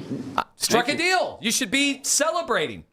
Mayor Bibb, 216-474-0092. Coming in hot right around the corner. I don't know if you want to do that. And we're just getting started. I know his chief of staff listens. Who is his chief of staff? Because I've gotten some emails over the years. Oh, you have you? Mm-hmm. Hey, I'm not the one following them around over the price of chairs. I do have a couple of questions. Do they want to give us some of their old chairs? Because we could use them. This could work out for everybody. Want to strike another deal? We actually hid one of the other chairs in the studio. Yeah, we didn't want Monkin to see it. Todd Monkin came in. But what's funny is, after talking to Monkin, I think he probably would not have had a problem with that chair whatsoever. Oh, hell no. Can I share a theory with you guys? He'd watch the Kentucky Derby in that chair. I'm pretty sure. Can I share a theory that I've been teasing for 2 days now? Save money on chairs. Play it on the ponies. That I'm afraid. That's right. That I'm afraid to share. All right. We're feeling good about this season now, right? Monkin, great. Wonderful. Okay. I saw a mock draft for... Don't beat me up for this, please. To hell with it. I'm going on vacation. So I'm not going to be looking at social media. So I saw a mock draft from SI. Sports Illustrated had their way too early mock draft. I assume it's Connor Orr because it's either him or Albert Breer. That's the only two, right? They had Arch Manning going, I think, third to the Jets in that mock draft. And my wheels started spinning because there is a contingency. I'm not one of these believers. I say try to win the games. Damn the torpedoes. Try to win. Okay? Until I get to the point in the season where I'm like, listen, I'm not going to root for them to lose, but I'm not going to be upset if they lose either. Hopefully we don't get to that level, right? We're in early May. It's the first day of May. Let's try to win some effing football games here, guys. Come on. Let's be the Browns. Let's get back to it. Let's see where it goes, right? But that got my head thinking because there were some people going, hey, like, you know what this does. Like, you guys are all sitting here saying, great draft, and last year's a great draft. You know you don't care for either of these quarterbacks. And I go, well, I like Shador. They go, yeah. And this is somebody over at another place that I just don't want to call him out by name because I don't want to get marched into an office because I'm about 40 minutes away from getting the hell out of here for a week. They said, that takes us out of contention for number one overall. He goes, do you think this team's going to be a playoff team? I go, well, no, but they're going to be much better than what they were last year. I can't expect playoffs, but we'll see where it goes. He goes, so what are you getting out of it? And I said, I mean, okay, if you just want to be Eeyore about everything, he goes, but what are you getting out of it? And he showed me the mock draft for 2027, and my wheels started spinning. Why can't you have your cake and eat it as well? Almost sounded like the shame on you. You won't get fooled again. Why can't I have my cake and eat it too? When it comes to Arch Manning, look at me here, okay? I know you're looking at that, and people are saying things about me right now. Look at me here. Listen to me.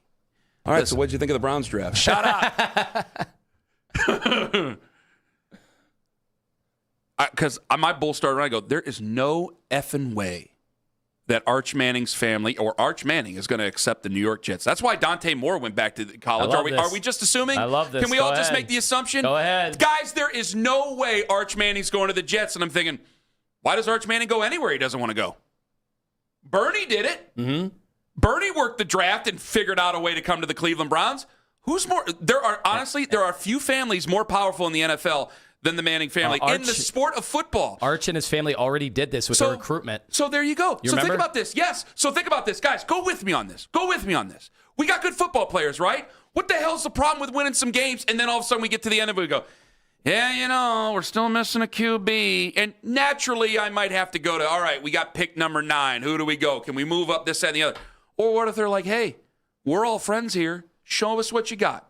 You're getting ready to play at an indoor stadium. My son is going to go, or my grandson in this case, and Cooper Manning's his dad, But my grandson is about to go into his prime by the time you guys get into that flashy new indoor stadium. So we ain't got to worry about that weather up on the lakeshore. We're all Tennessee folks over here. We're all friends with each other over here. Show me what you got, and maybe we'll talk turkey about this. It's just my bull running right now, guys. So what the hell? Why not draft good players, which we've drafted good players here. I'm hoping that this group's good. I think they're going to be good. And we obviously think that last year's crop of players are good. And we go, hey, we got a pretty good coach. We got a pretty good foundation. We hopefully are going to be helping to build a culture because we're talking about orange dot guys and going, hey, Arch, you don't have to go and play for the Arizona Cardinals if you don't want to, who've had their head up their ass for how long. You don't have to go play for the New York Jets, who do God knows what, God knows when.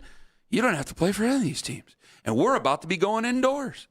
Now, you could be a person who just thinks that Arch Manning is not a good quarterback. Then I don't know what to tell you. Maybe you hate this whole idea. All right? There are people who are Arch Manning truthers who thinks he's bad. But I'm pointing it out, guys. You don't have to be so fatalistic. If anybody's going to pull this move, it's going to be the Mannings. I'm not hearing anything out of anybody. I love to pick apart your theories, Kenny. You didn't hear me picking apart. Thank you. 216-474-0092 coming in hot. Please keep your comments within the boundaries of good taste. 216-474-0092 coming in hot. Coming up next on The Fan.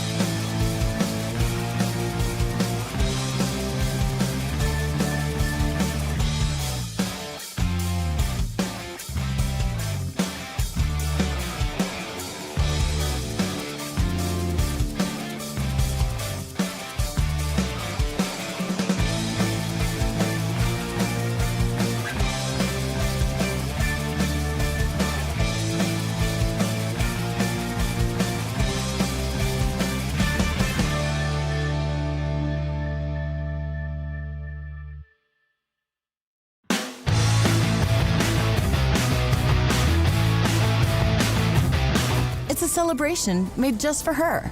Reserve your table now and make Mother's Day unforgettable. Only at P.F. Chang's. Available when you dine in for a limited time only at participating locations. Offer may vary. This is where Cleveland fans turn to talk Cavs basketball. We are Sports Radio 92.3 The Fan. This is head coach Todd Monkin, and you're coming in hot.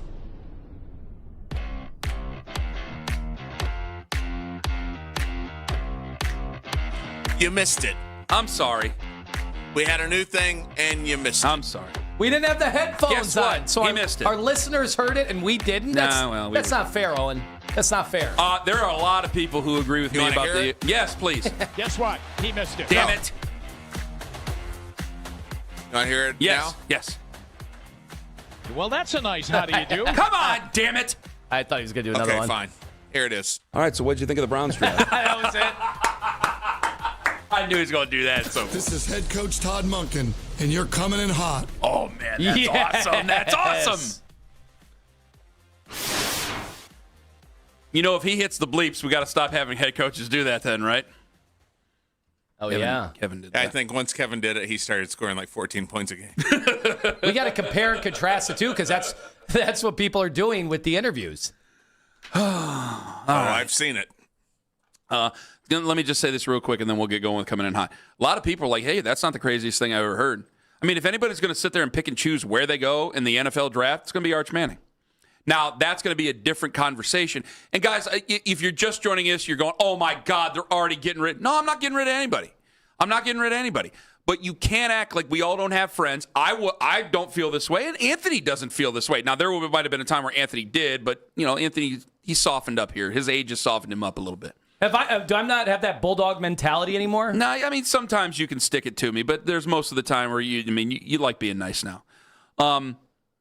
Where there were some people going, you know what you just did with these last two drafts. Now you ain't going to be able to get your quarterback that you wanted. You ain't going to be able to get that guy. And I'm like, guys, there's like 7 quarterbacks in this draft that are going to be first-round guys. Now, they're not all going to be great, but there's 7 guys that are going to be first-round guys. But I'm sitting there thinking, wait a minute. They're friends. They all know each other.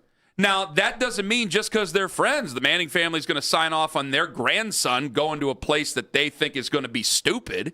So show me what you got, and we'll talk turkey. And if you got a nice foundation here that they think they can win, you got a beautiful new stadium you're going to be opening up here in 4 years, that means my grandson, if I'm Archie Manning, is going to be going into his prime. Can't say listen, I've said plenty of dumber things than this. Way dumber. All right, so what'd you think of the Browns draft? Case in point. It's time for Coming in Hot.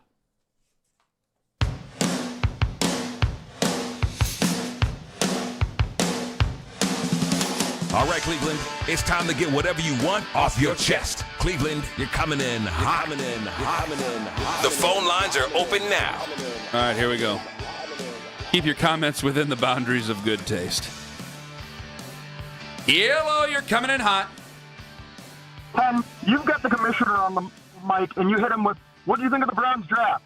That's not a question. That's small talk at the drive-thru window. That's like getting one wish from a genie and asking for extra dipping sauce. Come on, man. Hey. I'm not a journalist. I was standing there with two other journalists. I'm just a glorified fan, and I asked what I thought the fans wanted to hear. Did you want him to answer a question about the draft or about being sued by an entity of the state? I'd like to know about the lawsuits myself. Well, you can read it in Crane's Cleveland Business. Free shout-out to my buddy Joe Scalzo, who I've now met twice.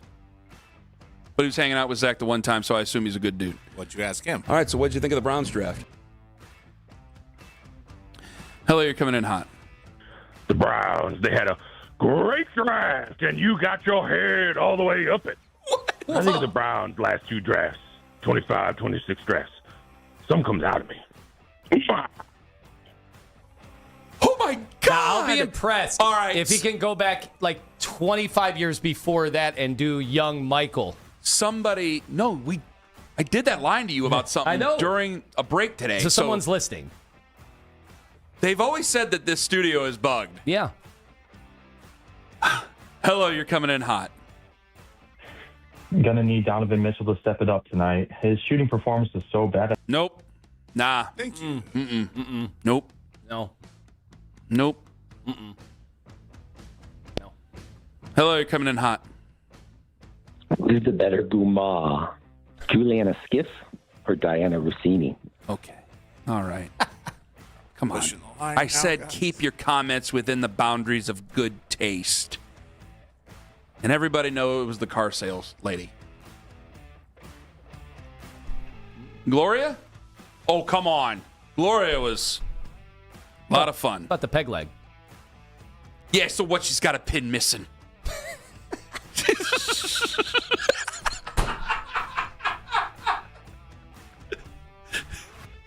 She listened to him. In this house. Never mind. I'm done. Hello, you're coming in hot. And now it's time for this week's edition of Ken Carman Said. Ken Carman said, you wouldn't say boo to a goose. Another Ken Carman said, we can all sit around and chew the fat.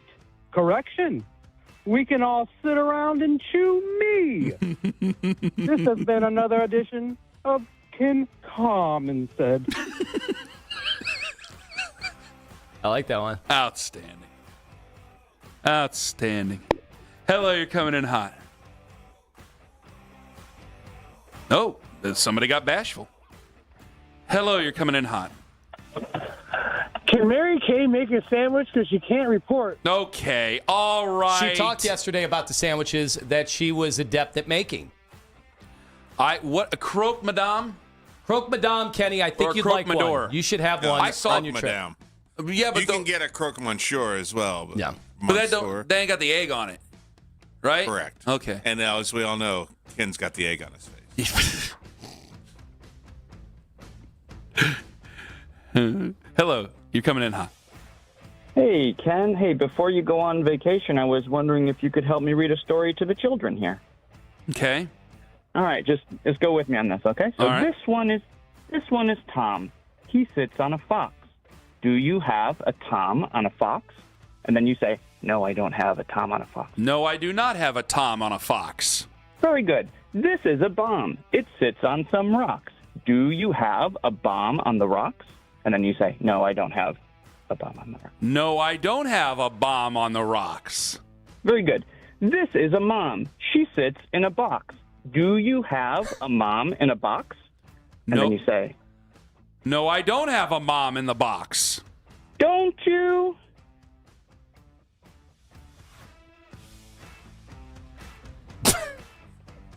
All right, so what'd you think of the Browns draft? I kind of was waiting for the setup. I don't understand. I don't get it. I'll tell you after. Okay. Hello, you're coming in hot. No Myles Garrett, no Mayor Bibb, but Gab Gowdy and Bridge. All right. You're damn come right they on. were. You be nice to them. You be nice to them. I don't know the other one. Gab. I saw Gab at the Cavs game. I met Gab, and her and my wife follow each other on social Yeah. media. She seems to be nice. You leave her alone. Congratulations on all your success. I don't know the other one. She's getting engaged to Gary Barnage, right? That's Gary Barnage, right. good guy. Congratulations Big play, to you. Gare. There you go. Okay, we can take two more. Hello, you're coming in hot. Hey, guys, I really want to say that was a great Monkin interview. I was just waiting for Lima to tell some of his horror stories, too. Oh, that was well done. Well done. Hello, you're coming in hot. You know, Ken needs to start putting money towards investing towards the hotels around the new dome to get that Super Bowl in Cleveland instead of donating to IPAC.